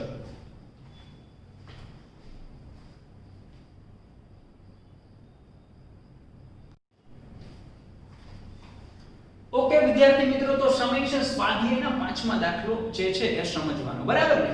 તો આ જે સમ છે મારા મત મુજબ કોમ્પિટિટિવ એક્ઝામિનેશન માટે પણ એટલો જ મહત્વનો છે, કારણ કે એની અંદર એક જનરલાઇઝ ઇક્વેશન આવશે, મેળવશું. બરાબર. અને એને પપ્પુ રીતે સમજશો આપણી સ્ટાઈલમાં. પણ એક એક્સ્ટ્રા સમ પણ એટલે જ લીધેલો છે કે જેથી કરીને તમને આ કન્સેપ્ટ છે બહુ સારી રીતે ક્લિયર થાય વિદ્યાર્થી મિત્રો. પૂર્ણ આંતરિક પરાવર્તન માટેનો એક ધી બેસ્ટ, એક યુનિક કેસ, એના ઉપરથી ઘણા બધા દાખલાઓ છે બની શકે અને ઘણા બધા દાખલાઓ છે તમે સોલ્વ કરી શકો. ખાસ સમજો અહીંયાથી બધાને. ચલો તો હું તમને આ જે સિચ્યુએશન છે ને પહેલા 3D માં સમજાવવાની ટ્રાય કરીશ, પછી આપણે એને 2D માં ડ્રો કરી લેશું. અત્યારે આ કંઈ છે જ નહીં એવું માનો, ખાલી ક્વેશ્ચન જ આપેલો છે એવું માનો. અચ્છા, તો અત્યારે 80 સેન્ટીમીટર ઊંડાઈ સુધી પાણી ભરેલી ટાંકીના તળિયે એક બિંદુવત ઉદ્ગમ ગણી શકાય એવો બલ્બ મૂકેલો છે. ઉજાલા બલ્બ છે, વોટરપ્રૂફ, કાંઈ ન થાય, એ થાય છે. તો એક એવું વિચારો વિદ્યાર્થી મિત્રો, જો આ આકૃતિ સમજવાની ખાસ ટ્રાય કરજો વિદ્યાર્થી મિત્રો, એ જ ઇમ્પોર્ટન્ટ છે. બરાબર છે? અચ્છા, ધારો કે આ પાણીની ટાંકી છે. બરાબર. હવે પાણીની ટાંકી છે તો પાણીથી ભરેલી હોય, પણ આપણે જે પાણી ભરેલું છે ઊંડાઈ 80 સેન્ટીમીટર છે. ધારો કે અહીંથી કન્સિડર કરીએ કેવું કેવું પાણી, તો કે બલ્લુ બલ્લુ પાણી, કેટલે કેટલે પાણી, તો કે આટલે આટલે પાણી. બરાબર ને? કેવું કેવું પાણી, બલ્લુ બલ્લુ પાણી, કેટલે કેટલે પાણી, આટલે આટલે નહીં, 80 પાણી. બરાબર ને? અચ્છા, ઓકે. તો હું એને જનરલી છે ને આપણે જનરલાઇઝ ઇક્વેશન મેળવવું છે, એટલે એની જે ડેપ્થ ઊંડાઈ આપેલી છે એને હું d કહી દઉં. આ જગ્યાએ એક બલ્બ મૂકેલો છે વિદ્યાર્થી મિત્રો. આ જગ્યાએ એક બલ્બ, ભાઈ બિંદુવત શું કામ કીધું? બિંદુવત એટલે બધી બાજુ એમાંથી કિરણો છે એની બધી બાજુ આમ તામ ત્યાં ત્યાં પેલે ફલાણે પૂછડે ઠીકડે ગમે ત્યાં નીકળી શકે. અચ્છા, ઓકે. તો બલ્બમાંથી જે કિરણો નીકળે છે વિદ્યાર્થી મિત્રો, એ બલ્બમાંથી ઉત્સર્જિત થતો પ્રકાશ પાણીની સપાટીમાંથી કેટલા ક્ષેત્રફળમાંથી બહાર આવશે ને પાણીનો વક્રીભવ ના કે 0.33 છે. અચ્છા, હવે સમજો. જો અહીંયાથી માની લ્યો કે હું આવું કન્સિડર કરું કે એક સ્વિમિંગ પૂલ છે. આ જે સમ છે ભૂલી જાવ કે આ પાણીની ટાંકી છે. બરાબર ને? એક વ્યવસ્થિત રીતે કન્સિડર કરો કે એક સ્વિમિંગ પૂલ છે. બરાબર. ઘણા કેસો સ્વિમિંગ પૂલ પાણી ઢોળાઈ ગઈ કે અરે ભાઈ સમજો ને આ દીવાલ છે અહીંયા. બરાબર ને? હાલ આ સ્વિમિંગ પૂલ છે. બરાબર. આખો અહીં આ તળિયું છે. ઓકે. હવે આ જગ્યાએ તમે કન્સિડર કરો વિદ્યાર્થી મિત્રો, તો આ બલ્બમાંથી એક કિરણ નીકળે છે. પહેલા તો મને એમ કહો, આ બલ્બ છે એમાંથી નીકળતો પ્રકાશ દેખાય ક્યારે? આ માર્કર બ્લેક છે, આ બ્લુ છે, ક્યારે દેખાય? આમાંથી નીકળતું કિરણ તમે આંખમાં પ્રવેશે, બરાબર ને, તો તમને એ બ્લુ છે એવું દેખાય. સેમ ફંડા માય ફ્રેન્ડ, બલ્બમાંથી નીકળતું કિરણ છે એ તમારી આંખમાં પ્રવેશે તો એ બલ્બનો પ્રકાશ દેખાશે. તો જે અહીંયા સ્વિમિંગ પૂલ છે, ધારો કે તમે તમારી જાત જ્યાં બેઠા છો એને સ્વિમિંગ પૂલના તળિયે બેઠા છો એવું માનો, તમારી આજુબાજુ અત્ર સર્વત્ર પાણી જ પાણી છે, પાણી જ પાણી છે. બરાબર છે? તો હવે તમારામાંથી જે પ્રકાશના કિરણો નીકળશે, તમે બહાર ઉભેલા વ્યક્તિને ક્યારે દેખાશો? તમારામાંથી નીકળતા કિરણો જો વક્રીભવન પામી, સપાટી હોય ત્યાં વક્રીભવન પામી અને અવલોકનકારની આંખમાં પ્રવેશે તો તમે એને દેખાવ. બધાને ખબર છે તમારું પ્રતિબિંબ દેખાય, તમે તળિયાથી થોડાક ઉપર આવશો, વોટેવર, પણ દેખાવ ખરા. ક્યારે? જો કિરણ અવલોકનકારની આંખમાં પ્રવેશે તો. એ ફાઇનલ છે, બરાબર છે. હવે તમે વિચારો આ જગ્યાએ આપણે એવું કન્સિડર કરીએ, માનો કે અહીંયાથી કોઈ કિરણ નીકળશે, એ કોઈને દેખાશે કે અહીંયા અવલોકનકાર છે. આ જગ્યાએ ધારી લ્યો કે કોઈ અવલોકનકાર છે, ટના અને ટન. અચ્છા, તો જોજો અહીંયા તમને એક થિયરી યાદ આવશે, થોડી આવવી જોઈએ મારા મતની, જો આવી જ જશે. હાલો, અહીંયા કિરણ આપાત થયું તો આ ક્યાંથી ક્યાં પાણી છે, ઘટ હવા છે, અહીંયા હવા છે, આ હવા છે અને આ પાણી, એટલે કે ઘટમાંથી પાતળામાં તો લંબથી દૂર જશે. અવલોકનકારની આંખમાં પ્રવેશે, અહીંથી પ્રકાશ દેખાશે નહીં, સીધું કિરણ સીધું જાય. આ અવલોકનકાર અહીં ગમે ત્યાં હોય તો જઈ શકે. અચ્છા, હવે જોજો અહીંયા ધારો કે એક કિરણ આપાત થયું વિદ્યાર્થી મિત્રો, આ સપાટીને દોરેલો લો. હજી સ્વિમિંગ પુલ તો છે જ આપણો, એટલે મેં દીવાલ એટલે નથી, એમાં કેટલી લંબાઈ અનલિમિટેડ, જેટલો જો એટલો લઈ લેવાનો. અચ્છા, આ સ્વિમિંગ પુલ તો છે જ એની કન્ટિન્યુટી. હવે ધારો કે તમે વિચારો એક કિરણ અહીંયા આપાત થયું અને બીજું કિરણ છે એ અહીંયા આપાત થયું. યાદ આવે થિયરી પૂર્ણાંકિત પરાવર્તન? Very good. જેમ આમ જાવ એમ તમારો આપાત કોણ વધતો જાય તો વક્રીભૂત કોણ વધતો જાય, તો વક્રીભૂત કોણ વધવા માટે આ કિરણ આમ નમશે આના કરતા અને બહાર આવે. પણ અહીંયા અવલોકનકારની આંખમાં તો જાય આ બિંદુ દેખાશે. ધારો કે નમતું એક જગ્યાએ સૂઈ ગયું, તો આ ખૂણો કેટલાનો બને? 90 ડિગ્રી. અને આ જે ખૂણો બનશે એ આપાત કોણ કહેવાય? ક્રાંતિકોણ. તો તમે વિચારો ને, આ બિંદુથી વિદ્યાર્થી મિત્રો શરૂ કર્યું હતું. જોજો આ બિંદુથી અહીંથી પ્રકાશનું કિરણ બહાર નીકળે, અહીંથી નીકળે, અહીંથી અહીંયા સુધી આ બિંદુની આગળ સુધી પ્રકાશનું કિરણ બહાર નીકળતું હતું. હવે એ બે માધ્યમને જુદી પાડતી સપાટી ઉપર આગળ વધે. તો ટૂંકમાં અહીંયા સુધી બહાર નીકળતું હતું, તો અહીંયા સુધીનો પ્રકાશ અવલોકનકારની આંખમાં જાય તો અહીંથી લાઈટ નીકળતી હોય એવું દેખાય, અહીંથી દેખાય, પણ હવે અહીંથી લાઈટ નીકળશે એવું દેખાશે નહીં, કારણ ત્યાંથી પ્રકાશનું કિરણ બહાર નીકળતું જ નથી, અવલોકનકારની આંખમાં જાતું જ નથી, તો એને દેખાશે નહીં. ક્લિયર થાય છે વિદ્યાર્થી મિત્રો? તો ટૂંકમાં આ જગ્યાએ પૂર્ણ આંતરિક પરાવર્તનની શરૂઆત થવાનું થશે ને, ત્યાંથી પ્રકાશનું કિરણ બહાર નહીં નીકળે, એટલે આટલું ક્ષેત્રફળ દેખાશે, આટલું. પણ ભાઈ તમારે 3D વિચારવાનું છે, 2D વિચારવાનું નથી. આ તો તમે એવું કહી શકો કે આટલું અંતર ધારો કે મેં r કીધું, આટલું અંતર શું કીધું? r.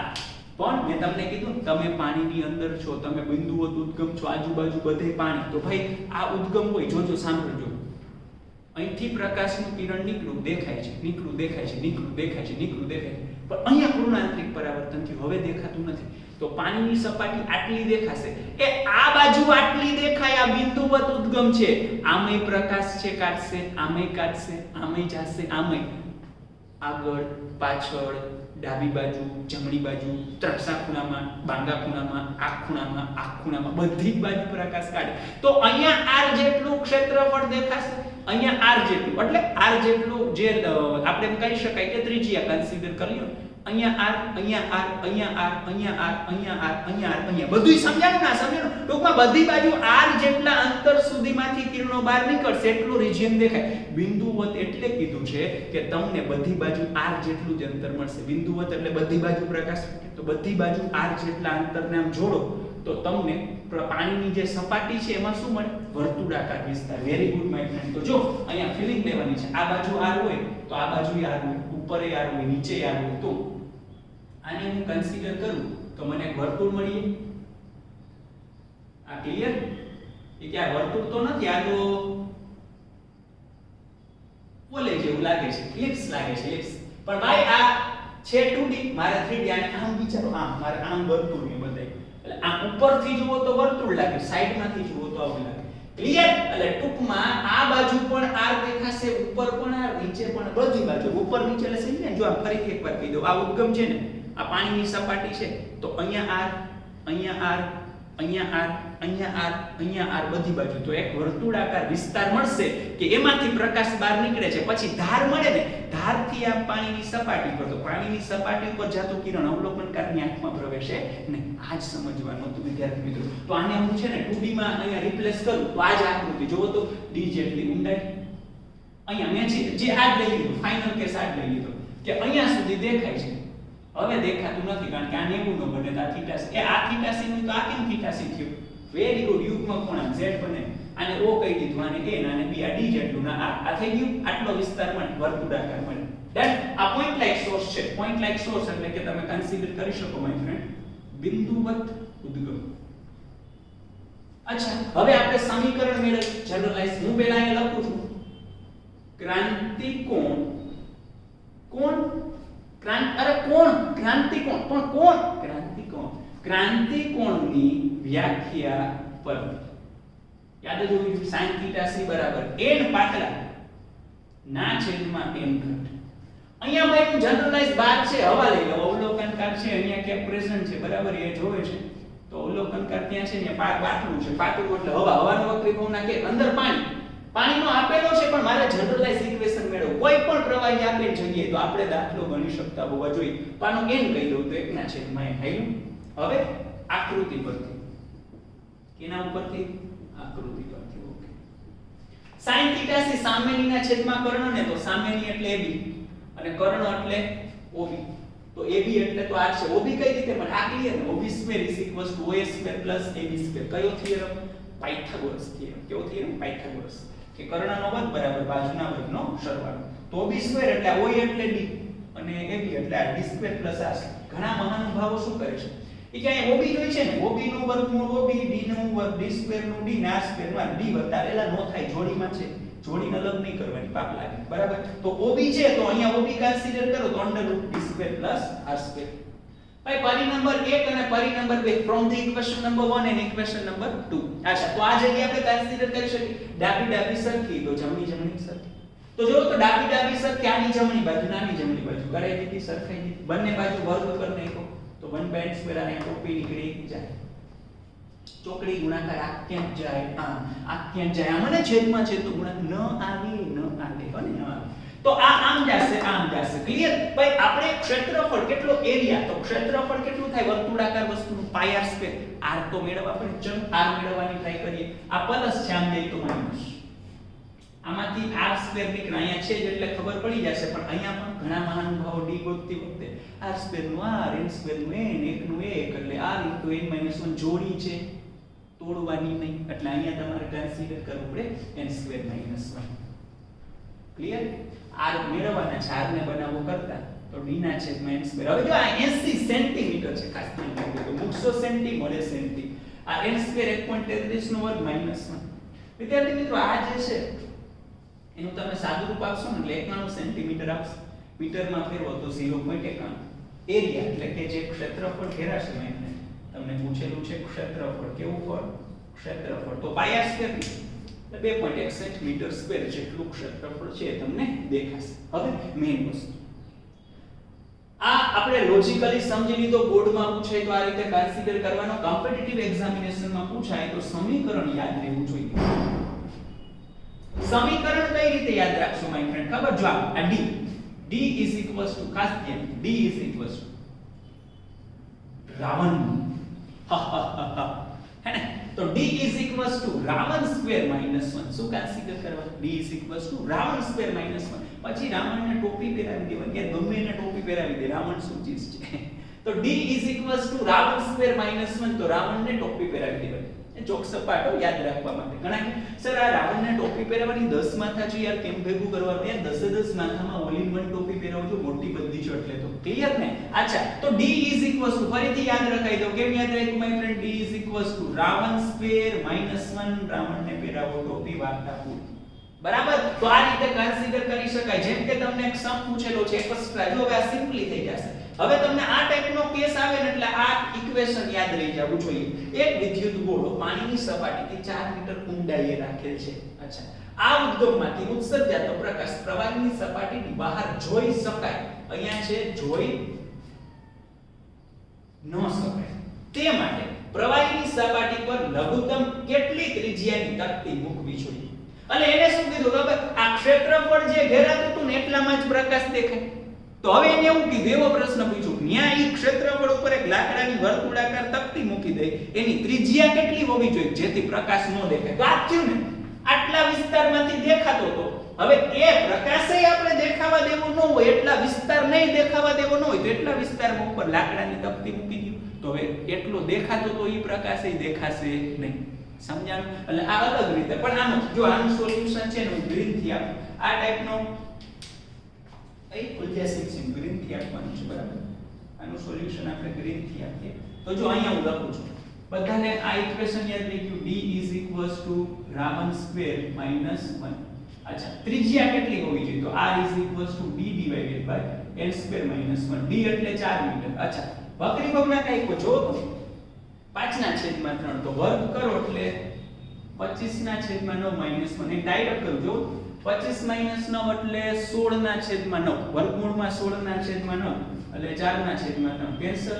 r 3 metre. જો મીટરમાં છે મીટર. પણ શું કામ ને અહીંયા જે ત્રિજ્યા છે લઘુત્તમ શબ્દ શું કામ? ભાઈ ઓછામાં ઓછી આવડી તકતી લેવાની. હવે આનાથી મોટી રાખો તો દેખાવાનો જ નથી. ઓછામાં ઓછી આટલી તકતી રાખવાની. તો આ કેસ પણ જો ખાલી આટલા થઈ ગયો પ્રી, ખાલી આટલા થઈ ગયું. ક્યારે? કન્સેપ્ટ ક્લિયર હોય તો, ઇક્વેશન યાદ હોય તો પૂર્ણાંતરિક પરાવર્તનનો એક બહુ સારો એવો કન્સેપ્ટ એક સમ છે, બુકમાં આપેલો છે, બીજો મેં એક્સ્ટ્રા કરાવેલો એટલે કન્સેપ્ટ ક્લિયર થઈ જાય. આની આ જ વસ્તુ આ રીતે પણ પૂછી શકાય, કાં તો ક્ષેત્રફળ ઉપર પ્રહાર કરે, કાં તો તકતી ઉપર પ્રહાર કરે, પણ કન્સિડર કરવાનું આ ત્રિજ્યા d r1 square minus 1. Clear છે માય ફ્રેન્ડ? અહીંયા સુધી કમ્પ્લીટેડ છે. તો આ પણ ઇમ્પોર્ટન્ટ વસ્તુ છે, ખાસ ધ્યાન રાખવું, સારી રીતે નોટ કરી લેજો. બરાબર ને? બાકી કન્સેપ્ટ ડેફિનેટલી મેં સમજાવેલો છે. એ ક્લિયર, આ આખી વસ્તુ સમજાઈ ગઈ ને ટૂંકું અને ટચ કરીને દર્શાવેલી છે, જેથી વાંધો આવે નહીં. ડન છે? ઓકે. એક આની વ્યવસ્થિત નોટ કરી લેવાની છે. બરાબર? એક્સ્ટ્રા પણ લખી લેવાનું છે, એનું સોલ્યુશન પણ લખી લેવાનું, અને આ પણ વ્યવસ્થિત રીતે. આ આકૃતિ ડ્રો કરવાની રિક્વાયરમેન્ટ નથી, સમજવી હોય તો કરો તો વાત અલગ છે. એક્ઝામમાં અહીંથી અહીંયા સુધી લખવાનું થાય વ્યવસ્થિત. ડન? ઓકે.